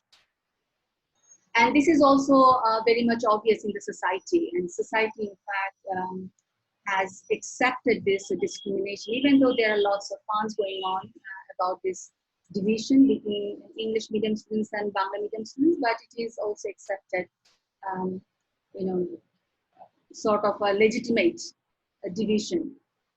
And it also creates a mass community who are graduating from the university who have literacy in English, but they in fact reflect the interest of the social elites. So they are, the higher education in Bangladesh is producing students capable of addressing the demands of the global market, but they are also the byproduct of the ideologies of the capitalist society. And we see that the higher education, in fact, reflects this practice of panopticon that I have described and discussed earlier. So we see that there is an instrument of crime management, there's a control of daily tasks, they are constant in surveillance, students and teachers, and the judgment that comes with it, good student, bad student, students coming from the city, students coming from the village, all these things, in fact, are accepted. And we also see that this attendance, compulsory attendance, in fact, make it even more, it is sort of a management strategy that helps to departmentalization, compartmentalization, and it helps students and teachers to be within the system. And educators in higher education of Bangladesh, who can qualify to teach a North American degree holder with flawless pronunciation and perfectly carried habitus to know the art of the game. And these teachers, in fact, help the universities to produce a homogeneous citizenship. And this education system also reflects the colonial practices. We see that,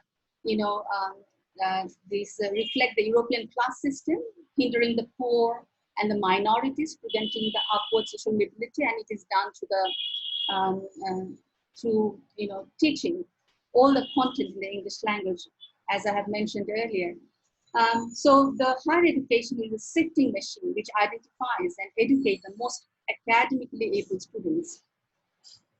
The textbooks as well, we see that they promote the foreign ideology and teaching that come directly from the Western world. And these textbooks are the chief weapon for nationalism and homogenization.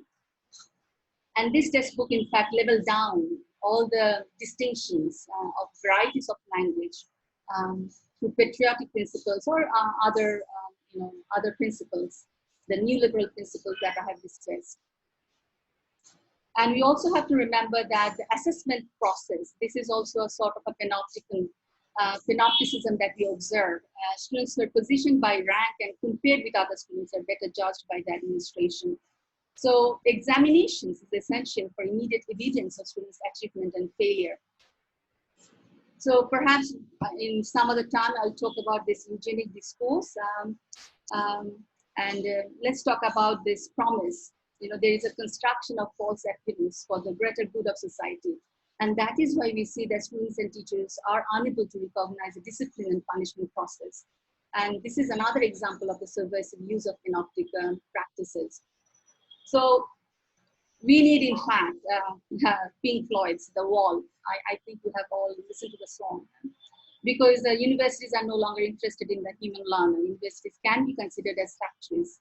Teachers as factory workers, students as the raw materials, then turned into a product to meet the need of the global market. And this equal opportunity, is a subtle panoptical techniques for separation, of separation through assimilation. And this assimilation is done through the language of the English. And this is a form of governmentality, working to proselytize the civils into the panoptic power mobility. So, so I don't want to finish this talk with a very disappointing note. No, there are lots of hope because we have done lots of research. We have identified the problems that are there in the higher education in relation to the English language, in relation to the neoliberalism, neoliberal spirit. And there is a possibility of transformation. And we have already identified the problems. Now it is time for us to act on it. And this is one initiative that we have taken at the IML. We have invited, the chairman of UGC, and we have started talking about, introduction of bilingualism, bilingual education in the higher education. And we have also published the discussion, all the points made by the discussants. And we believe that there is a possibility of transformative practices, but for that, since we have already identified the problems, I think now it is time for us to be vocal. We should bring out the findings that, and talk to the policymakers. We should make our voices audible, and this should be in local languages, not only in the English language. We should have more discussions about these issues in local languages. We should have more academic writing. And then again, we have all these writings for the last 15 years about these issues in the English language. But I think it is important that we have them in English, in Bangla now, because we haven't been able to bring much changes with all these publications in the last 15 years in English. We also have to create pocket of time within the system to have critical discussion with students, and as those who are enlightened, those who are aware of these issues, we can have our pocket of our own critical discussions with our students. Encourage them to become critical co-investigator, encourage them to become a part of the system. Then again, in many occasions, when I talk to my students at different private universities, they don't want to become a part of the government system. They say that this is not for us. But as educators, we also have to make them a part of the government. If they do not join the government, who will bring the change, right? So we need well-informed, critically informed, aware graduates who will be joining the government and bringing changes to the system. And we also have to create platform for healthy discussion in presence of the policymakers, as we have started doing at the IML and Dhaka University. All of us should start doing it, bringing UGC chairmen and stakeholders, other stakeholders, VCs and pro-VCs of different private universities, and we should start having a constructive discussions. about translingual practices, policies that promote social justice and equity and freedom of cognitive abilities. Thank you. Thank you, Professor Shayla. With the discussion on international teaching staff and international students in Asian higher education, unpacking paradoxes, steering internationalization, our next speaker is Professor Fan Lee Ha. Professor Fan is a senior professor at Sultan Hassan Al Bolkiah Institute of Education, University Brunei Darul Brunei, UBD, and also the head of the International Cooperative Education Research Group at UBD. Prior to Brunei, Professor Fan was tenured full professor in the Department of Educational Foundations, College of Education, University of Hawaii at Manoa, where she maintains her affiliation and was the senior lecturer at the Faculty of Education, Monash University, Melbourne, Australia. She also taught and wrote extensively. She has taught and written extensively. She has taught and written extensively on English language education, identity, language, culture, pedagogy, global, international, transnational higher education, international development and education, educational mobilities, and sociology of knowledge. Her research work has covered many contexts in Southeast Asia, East Asia, and the Asia Pacific and the Gulf regions. Her books include Higher Education in Market-Oriented Socialist Vietnam, New Players, Discourses and Practices, Transnational Education Crossing Asia and the West, Adjusted Desire, Transformative Mediocrity, Neo-Colonial Disguise, Desiring the Soul and International Education, Market Abuse and Exploitation, Voices, Identities, Negotiations and Conflicts, Writing Academic English Across Cultures, and Teaching English as an International Language, Identity, Resistance, and Negotiation. Alongside serving as series editor for the New Perspective on Language and Education book series published by Multilingual Matters, Professor Fan also serves on the editorial and advisory board of the Routledge.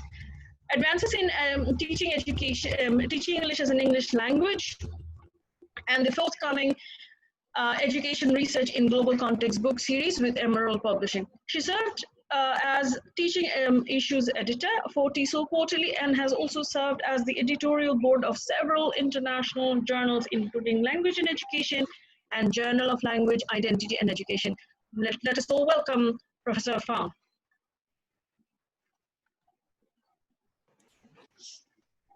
Yes, hello to everyone. Yes, can you hear me clearly? Yes. Yes. Okay, so being the last speaker, I think I have a lot of advantages and disadvantages, but I must say that I'm well aware that we are running low in time. So I actually am very happy not to speak, just to give the rest of the time for discussion, because I follow the Zoom group chat and I see so many questions directing to the other speakers. So I'm very happy not to speak this time, and then I can come back another time, because otherwise I think it's unfair that there are so many questions from the audience. I think I already sent messages to the host, requesting that I not speak today, but it looks like nobody read the messages. So just let me know, because I'm aware that we are running low in time, and I don't think that you can accommodate my talk and then the discussion. So just let me know. I think I'm happy to, to come back another time. Prof, it's okay. We can extend the time a little bit and accommodate your talk because so many of us actually came here and joined to listen to you. Oh, that's okay. Thank you. Okay, so I promise that I'll be very, very short. Okay, so let me now share my screen. All right, Prof. Thank you.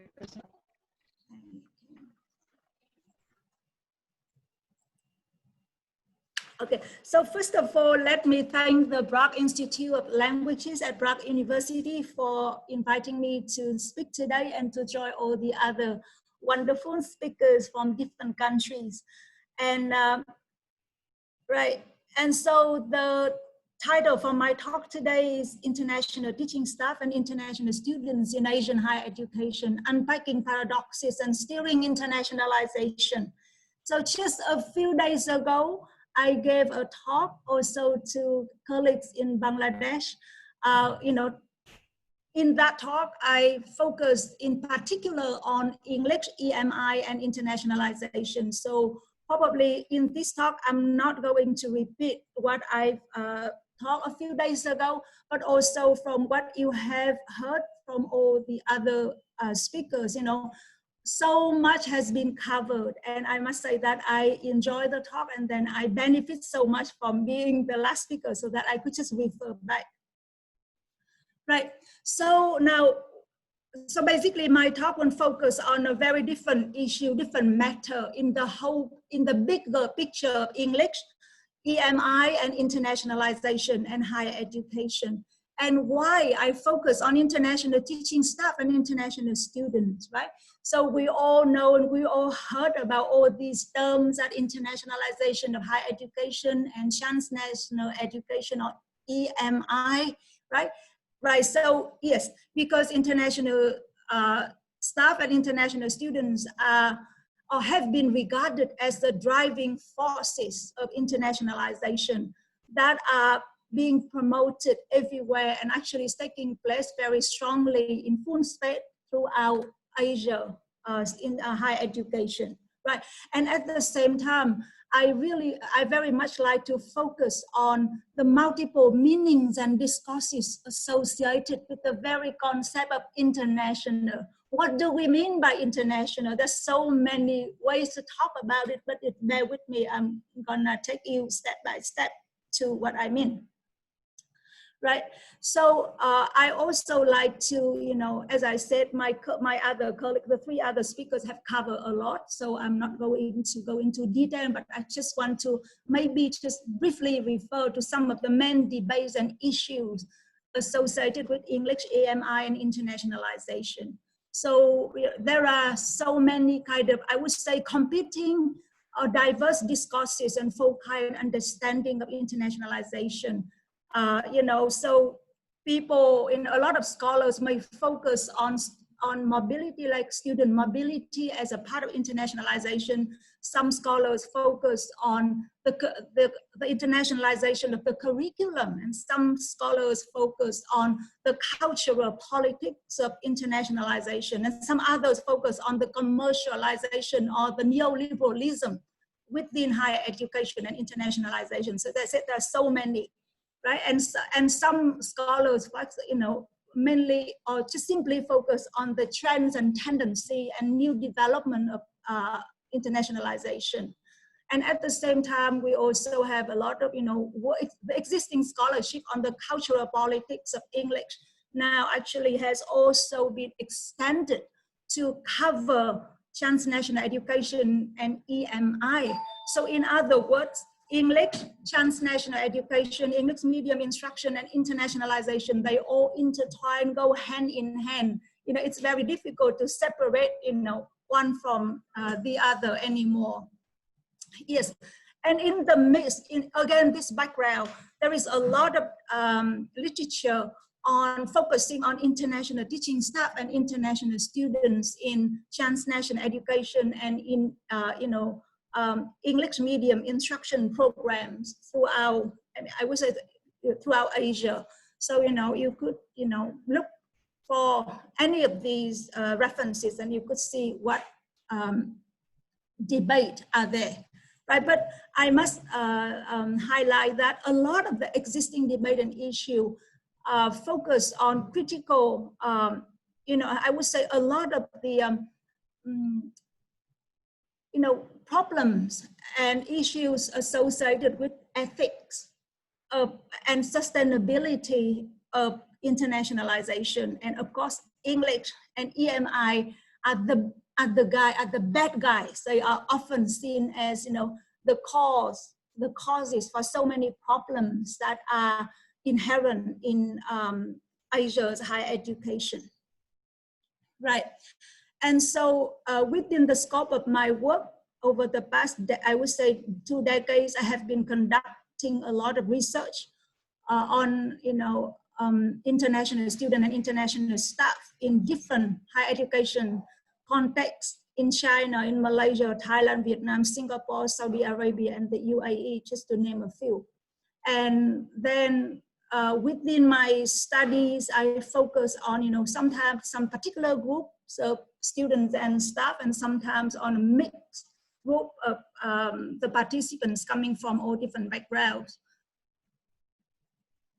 Right, but just maybe now to bring some of the abstract ideas together, and just to show you what those kind of cultural politics of English, racial discrimination, all of those, what they may look like actually in actual context, right? So let me probably take you to two specific contexts that I like to highlight now. One in Thailand and one in Vietnam.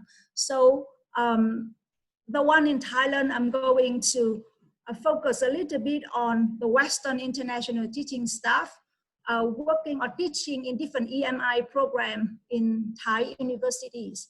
And then the context in Vietnam, I'm going to focus on African international students studying in EMI programs offered by Vietnamese universities in collaboration with foreign universities. Right. So, of course, as I say, within the short presentation, I can't cover a lot, but just these are only some of the highlight of the responses from the teachers that, who are teaching in Thai universities, right? So, basically, the participant talk a lot about the superficial international outlook of Thai higher education, which I think is not particular to Thailand. Actually, it's quite commonplace to our many Asian higher education contexts. And actually, they feel that they are needed for the international outlook, for the aspiration to internationalize. But many of them feel excluded from the decision-making process. And at the same time, within the particular context of Thailand, there has been a kind of the backpacker farang meaning foreigners, backpacker stereotype, often, communicated, often conveyed towards the Western teaching staff. So they often feel like, they are still viewed as a backpacker farang teachers who that phenomenon was quite common in Thailand, probably back in the 80s and 90s.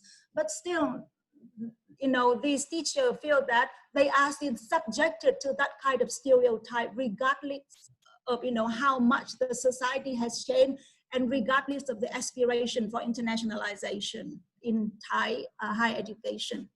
And so they actually feel that there is a deep sense of kind of the exploitation of the concept of internationalization, and also of the international faces of some Western, teachers teaching in the context. And another very important issue raised by, the teacher participant is that they talk about the middle class, or the double standard of the middle class dilemmas associated with English and internationalization. So on the one hand, the participant referred to the Thai middle class obsession with native speakers' linguistic capabilities. So they would pay a lot for their own children, for example, to study, to learn English with native speakers of English. But at the same time, they do not want to share a lot of privileges to those foreign teachers. So, so there's a lot of paradoxes from within. So yes, on the one hand, international Western teaching staff are needed for some, for some agendas, but at the everyday life and work experience, that's not necessarily, all rosy and how can I say pleasant, right? But again, as I said, I've written a whole book on all these issues. So just within a very short, within a few minutes, I cannot really capture everything, but just these are some of the snapshots just to show you. And then now let's move to another context. Yes, so in light of the presentation from Dr. Phan Pham and Dr. Shayla Sultana, of course, I'm well aware of the fact that racism, racial discrimination take place. They are prevalent throughout Asia, in our Asians, higher education. So let's deal with it. Let's talk about it. Let's not avoid it, because it is true, right? So, you know, I've been conducting a lot of research, multi-year projects with African students in China, in Vietnam, and in other Asian contexts. And I must say that it's just really very sad to see, you know, how the experience have had, right? Right. So yeah. So these are just some of the responses, you know. But basically, it all alluded to English and who speak English, whose English matters, right? Or whose skin color matters or counts more. So basically, a lot of students refer to the fact that when universities in Asia go to Africa to recruit, they send a strong message that we value you, we value your English, because, you know, you already have, you know, English in your education, particularly students from Nigeria and Ghana, Gambia, they already had English in their system. So those Asian universities would go there and really, you know, really kind of show that they appreciate that linguistic, that English capability in the background. But as soon as those students arrive in Asia, right, let's say in Vietnam or China, even in Malaysia, that so-called linguistic advantage seems to disappear. So it's really like, you know, so they make really, really sharp comment that our English stops to be useful and wanted, you know, beyond recruitment. So like once the recruitment is done, we are no longer like value the way we thought we would be. Right. And also they pointed to a really sad reality that a lot of, I mean, Asians, and in this context, like Vietnamese, are afraid of Black people. We look strange to them. They don't even, you know, and then the students are so kind, even try to justify that, maybe because they are ignorant, maybe because they rarely see Africans, they rarely see Blacks. That is why they try to, you know, that's why they can say things that are hurtful, and that's why they can do things that they didn't mean to. But as I said, you know, because I spent so much time with the student, I had so many individual interviews as well as a lot of group discussion. So I can feel that, you know, even in some data collection session, I could even smell the sweat. I could feel the tear, like a lot of pain inside the student when they talk about these experiences. And then, of course, now that I'm talking about this against the background of the Black Lives Matters, and you could see that no, actually racism against African, against Black, take place everywhere. But how are we educators and scholars working in Asia or global South, you know, how ready are we to really talk and review and engage particularly with this very problem, right?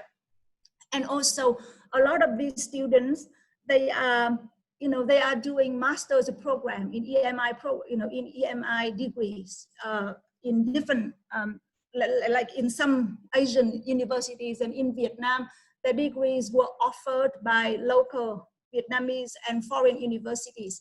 And so they felt like, you know, they wanted to apply for some part-time job, and some students just simply wanted to tutor, to do some kind of private tutoring, but they struggle so much to be accepted, to be admitted, even to teach. Whereas, you know, many other, they notice that there are many other foreigners who are not as fluent in English, or they don't even have any degrees at all, but they have no trouble getting such gigs. But these students had a lot of problems. So they actually said that, yes, of course, let's be blunt about it. We don't get the job because we're Black, because we are African. So let's talking about Black is difficult. Yeah, but on a very bright side, yes, they refer to something that I never expected that they would share with me. They talk about gender here, that they said probably if the society in general seem not to value us that much, appreciate a lot of Vietnamese girls like us, because they are actually a lot more open to foreigners. They want to learn English, and then for them, our English matters. You know, they see value in that. Yeah, so as I said, you know, in my book, I actually discussed a lot about all these different factors of the intersection of gender, of social class, and of race and language. But it just now, let me move to the next slide. Okay, so yes, so again, as I said earlier, racial discrimination and the abuse of internationals exist. So how, right? Yeah, so now let's try to analyze and let's try to conceptualize how and to what extent the data, actually what the data tells us, right? So on the one hand, international, the term international often suggests desirability and glamour. And right, and then that would probably make people feel like, oh, of course, I am an international student, I am an international academic, I should feel welcome because being international is wonderful. But in reality, no. It depends on a lot of other things, a lot of other factors. So being international doesn't mean being welcome, doesn't mean glamorous, at all. It really depends on many factors. And at the same time, the concept of the local also embeds different meanings and refers to different groups from within. So as the case of Thailand and Vietnam I showed earlier, it refers to gender, different groups. And also, actually, it's interesting because the study I conducted in Thailand, a lot of the international teachers, they got married to local Thai wives, and a lot of their wives come from rural areas. And so they were considered and looked down upon as, working class and poor and things like that. So the society's perception of those international teachers also had something to do with where their wife come from. So things like that. It's really interesting that, you just have to talk and have to, to collect data long enough for the participant to feel comfortable and reveal. And right, and yes, so and again, as I said, social class is really a big issue here, and race. And at the same time, being international, apart from not being desirable or glamorous all the time, it can also, constantly remind a lot of international students and international staff of the fact that they are foreigners, they are strangers. And being international can also mean being lonely and out of the place for a lot of participants that I've spoken to, right? And also from multiple case studies that I have conducted, racial discrimination happens to all races and acted by all races at the same time. It's never simple as just, from the white to the rest, or never as simple as, native speakers against non-native speakers. No, it is among within and very, very complex. But that is the very thing that I really, really would like to emphasize, because otherwise we would never be able to just, deal with this. Because if we continue to blame the West for everything, if we continue to blame native speakers for everything, then we kind of overlook our own limitation and problems within Asia's higher education. Yeah, and of course, the white, black, they all experience discrimination of some sort. Right, and also throughout decades of research, and of course, from the existing literature, it is very clear to me that many institutions seem to only look at the commercial aspect of internationalization and EMI.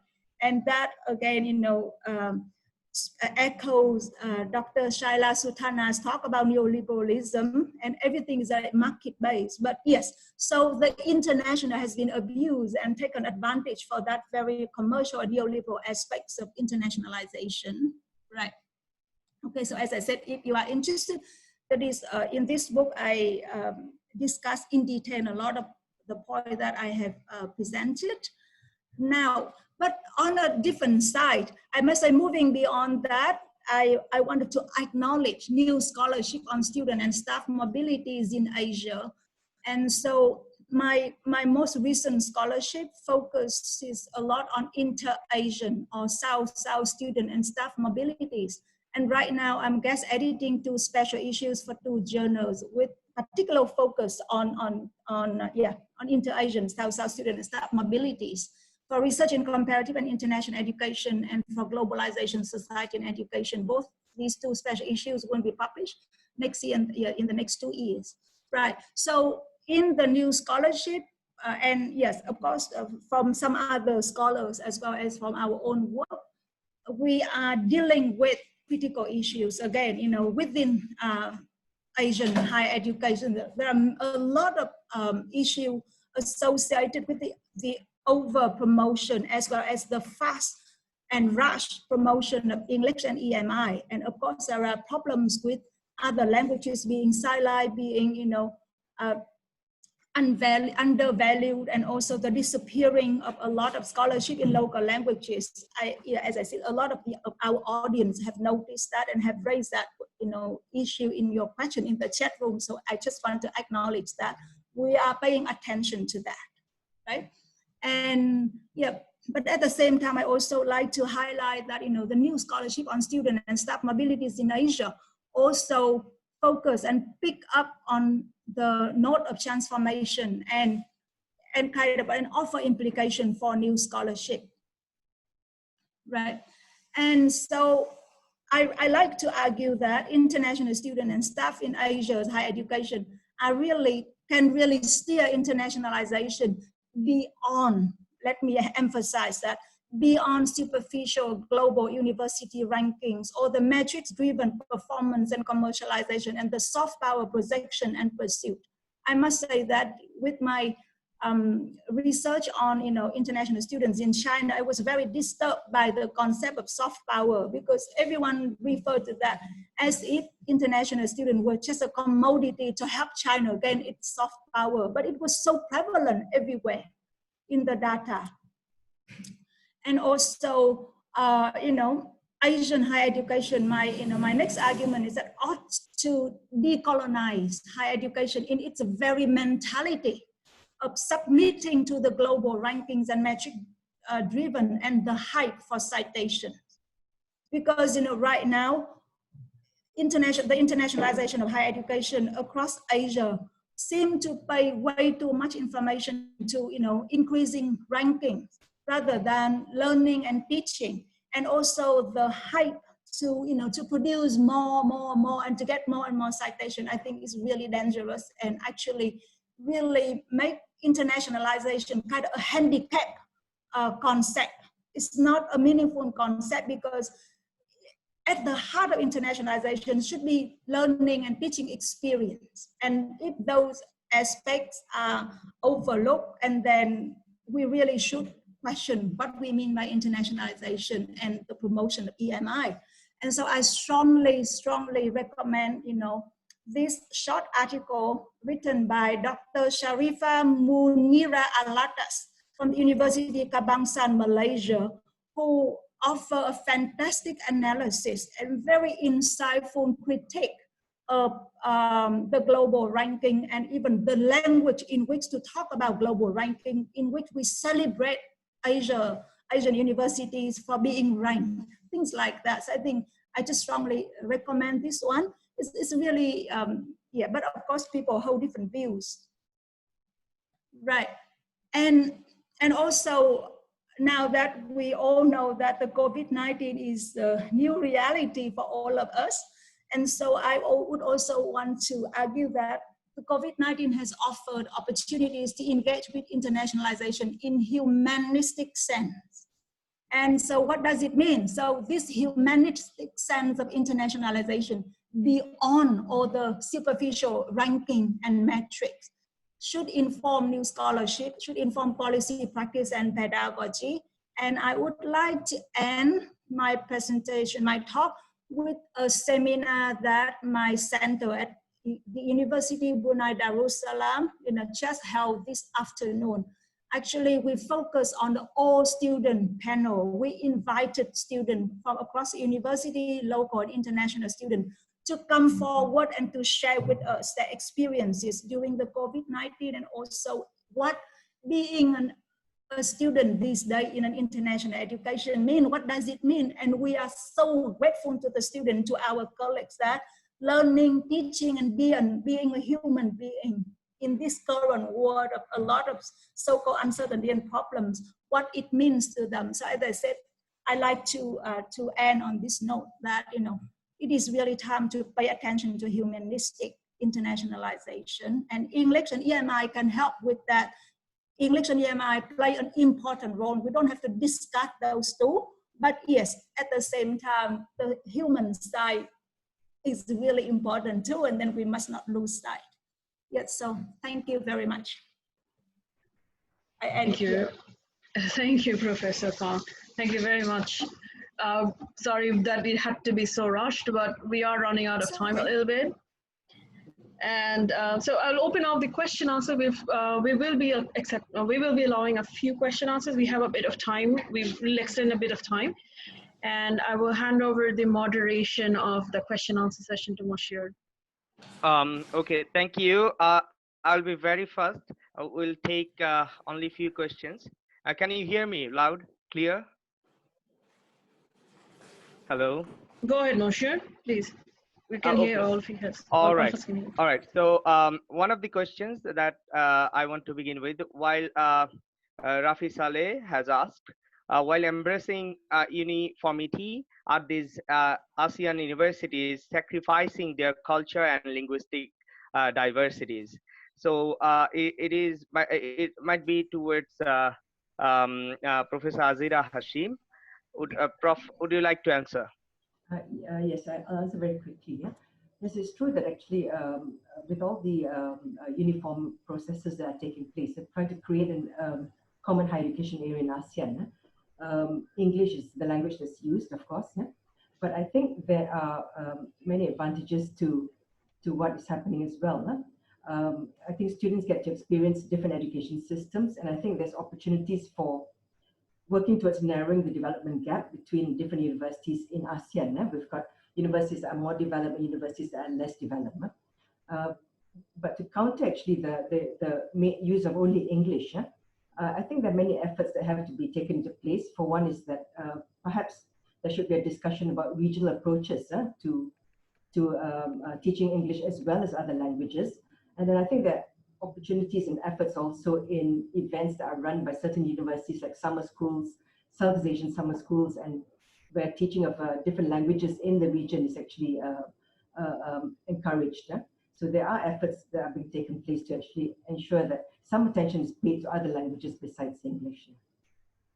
Okay. The second question is, does internationalization efforts contribute to enrich students' learning to improve the quality of their education? It's an open question to our speakers. Anybody wants to jump in? Can.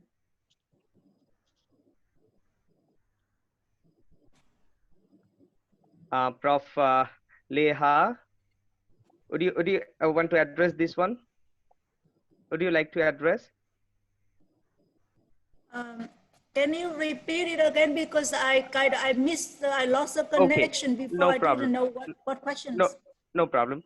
How can other languages be respected?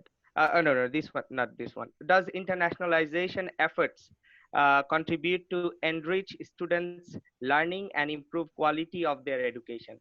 How, meaning how they can contribute to the learning and teaching in a university? Internationalization. Is there any contribution they are making? Yes, of course, they are. The international students are making a lot of, tremendous contribution to teaching, learning, even the conceptualization of policy at universities. So as I said, at the moment, there has been a lot of, I would say, advocacy to, to recognize international students as intellectual asset, not just as a commercial or as a commodity. So actually international students, just like anyone, they are bringing intellectual knowledge, linguistic knowledge, as well as cultural knowledge to higher education. So if, the teaching and even research within higher education can really position students and engage with students that way, yeah, the contributions are countless. Okay, quickly to the third one. Professor, if I'm not mistaken, Professor Maya David has asked, some of the functions and objectives of translanguaging are similar to functions and objectives of code switching. Do you agree that functions for use may be the same? It's maybe she has asked to Professor Gabriel. Prof, are you here? Okay. Yes. Thank you for the question. I do agree that code switching is part of translanguaging, but translanguaging is more than code switching, because when we talk about translanguaging, we also recognize both students and teachers multimodalities, and also even trans-semiotic functions. So it's beyond language level, it's more than language level. But yes, code switching and language level, from my perspective, is part of translanguaging practices. So that is from my understanding. Okay, the next one is a very pertinent question. I've said the picture shown a few minutes back, I mean, in a presentation, language and symbolic power. Language racism still exists in most part of the world. What can be a possible solution to combine the power of symbols and language between native and non-native speakers to prevent non-native English teachers ending up marginalizing themselves? Okay, thank you for the question. Again, as Professor Panlia just mentioned about, I do agree that we cannot simply see the distinction between native and non-native. Although scholars still talk about those concepts from ELT and the international perspective, we really need to go beyond that. And I think one way we can do is to raise language educators' awareness, and also we create more communication amongst language teachers, regardless of the nationalities, to construct a more professional identity, as well as teacher training. Hopefully that educators can provide some more conversations, discussions regarding the complexities of internationalization and the power issue, and also both teachers and students' needs. I think more conversation from a perspective of internationalization and humanistic internationalization, as Professor Panliho just mentioned about, I think it's more important than simply talking about the distinction between non-native and native and non-native. This is my understanding. I know it's very complicated, and also it should be contextualized, I guess. I just want to add one point here. We need to have discussion. We need to have open forum discussion about these issues. Ruani Tupers recently has coined a term, translingual disposition, that is respecting linguistic diversity. So I think unless and until we have this common, open forum discussions about these issues, these things will never change. It has been, these sort of ideologies have been with us for so many centuries. It is quite difficult to break them, break them away. They have coerced our mind, even our mind as well. So we need to have lots of open discussion in order to raise that critical awareness amongst all the stakeholders, which includes the students as well. Thank you. Okay, the next question may be towards Professor Shayla, that thanks for the ideas on transformative practices, but when and maybe how? As I have mentioned, you see that in fact there have, for the last, if I talk about Bangladesh, for the last 15 to 20 years, we have lots of publications on internationalization of higher education. We have also publications on medium of instruction. In fact, Moshir has lots of publication on medium of instruction. Recently, I think he has 4 or 5 publications in HQ journals. So we have identified the problems. Now it's time for action, I think. And the action should be, that action is the transformative act that I have been telling you. For example, and I give you an example that in our institute, in the department of, in the institute, we have started having open forum discussion, how we may introduce bilingual education or multilingual education, or how we can create awareness about multilingual diversity. Now, the point is, after having all these research studies, we couldn't change the policies and practices in higher education. So it shows that there is a gap. There is no bridge between academia and policymakers. So it is very important, very, very important that we create that bridge. And you, as academics and researchers, in fact, we have to take the step. The policymakers, the government, specifically in the South Asian context, we know that they usually do not take the step. So we have to take that step. We have to bring them, invite them to the discussion and keep on talking and talking and talking until we see the changes. And I think even within the classroom, we have translingual practices. The teachers, even though the universities try their level best to conduct, and ask the teachers to conduct the, in a pure English, but it never happens like that. If we observe the classes, we see that there are translingual practices anyway. So perhaps it is time for, looking at how we can, have constructive pedagogic practices that can be implemented in the classroom. We have all these terms, translingual practices, transglossia, but we haven't seen any reflection of all these terms in the policies. So perhaps it is high time that we now think about the next step, how we can implement these ideas at the policy level. Okay. All right, all right. So rest of the we don't have much questions left. All are comments. So if you need to communicate further our audience, you can do it through our Facebook page. Now I would like to welcome our senior director of BRAC Institute of Language to give a vote of thanks to our speakers and also our audience. Appa, can you hear us?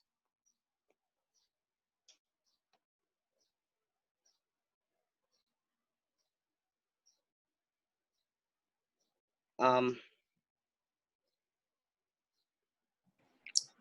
you? Ma'am, your mic is on. Ma'am. Ma'am. Ma'am, can you please unmute yourself?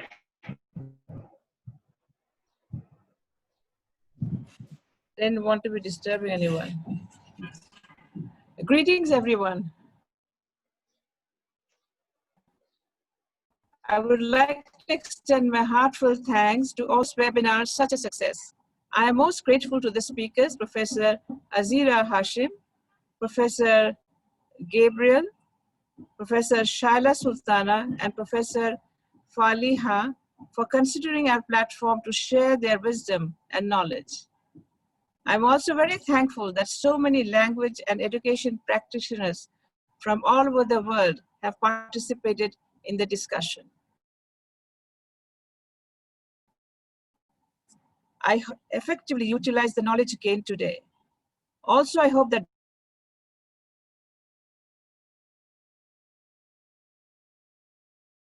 discussions. Lastly, I extend my thanks to my team who has worked diligently to make this possible. I expect you to continue such good work.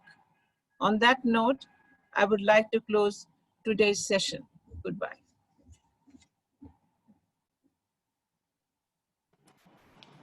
Yeah. Thank you so much. Yeah. Yes. Sorry, Professor. can I just say one or two things? Yeah, because of course.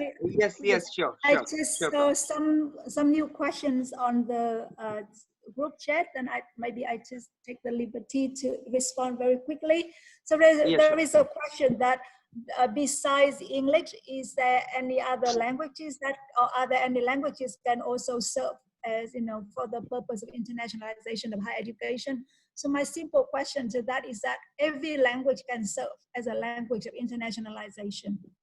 Yeah, so English should not be the exclusive language of internationalization. So, and I have a concrete example. So even within the context of higher education in Vietnam, among the most recent international university established in Vietnam, there is called Fulbright University of Vietnam.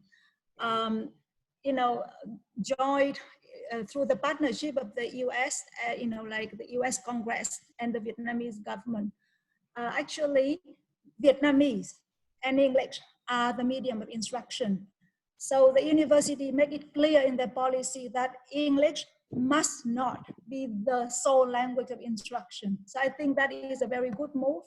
And alongside that, I am also aware that a lot of Vietnamese universities offer Vietnamese medium programs to international students from Laos and Cambodia, and even from other ASEAN countries, a lot from South Korea, for example. So in other words, knowledge can be conveyed in any languages as long there is, as long as we scholars keep writing and publishing in other languages, not just English. So I see our role being major in continuing, producing knowledge in different languages. So I just my 2 cents response. Yeah. If you may allow, I mean, we should think about inclusivity. I mean, instead of being exclusive about medium of instruction, we should allow multiple languages to survive, coexist together in higher education, so that they can, as I said earlier, so that every language, they have their own role, so they can play it in higher education or in the society. So we are looking forward to have an inclusive society and education in the future. Thank you. On that note, let us all work thank you together everyone for your attention today. Thank you. Yes, and as Dr. Shayla said, and as did Professor Liha, that we all need to work together with it, and we need to respect all languages, and we need to open up all the discussion. As all the other speakers have also said, that language itself needs to be respected, and language itself needs to be promoted. English is just one of the things that we are currently using as a lingua franca because of its high demand on internationalization and all of that, but we also need to work on other languages.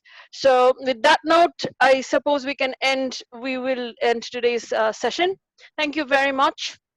And we also hope to see all of you come back to the next sessions that we organize, and we hope to provide you with excellent services and excellent topics to listen to and become a part of in future. Thank you very much, everyone, and thank you especially to all the speakers. Thank you particularly to all the speakers for being so patient and so tolerant and so nice to be able to come and speak to us despite all the things. I'm pretty sure we made a lot of small mistakes. So thank you very much for your support. Thank you. Thank you. Thank you so much. Bye to everyone. Thank Goodbye. Bye bye. See you Bye-bye. then. Bye-bye.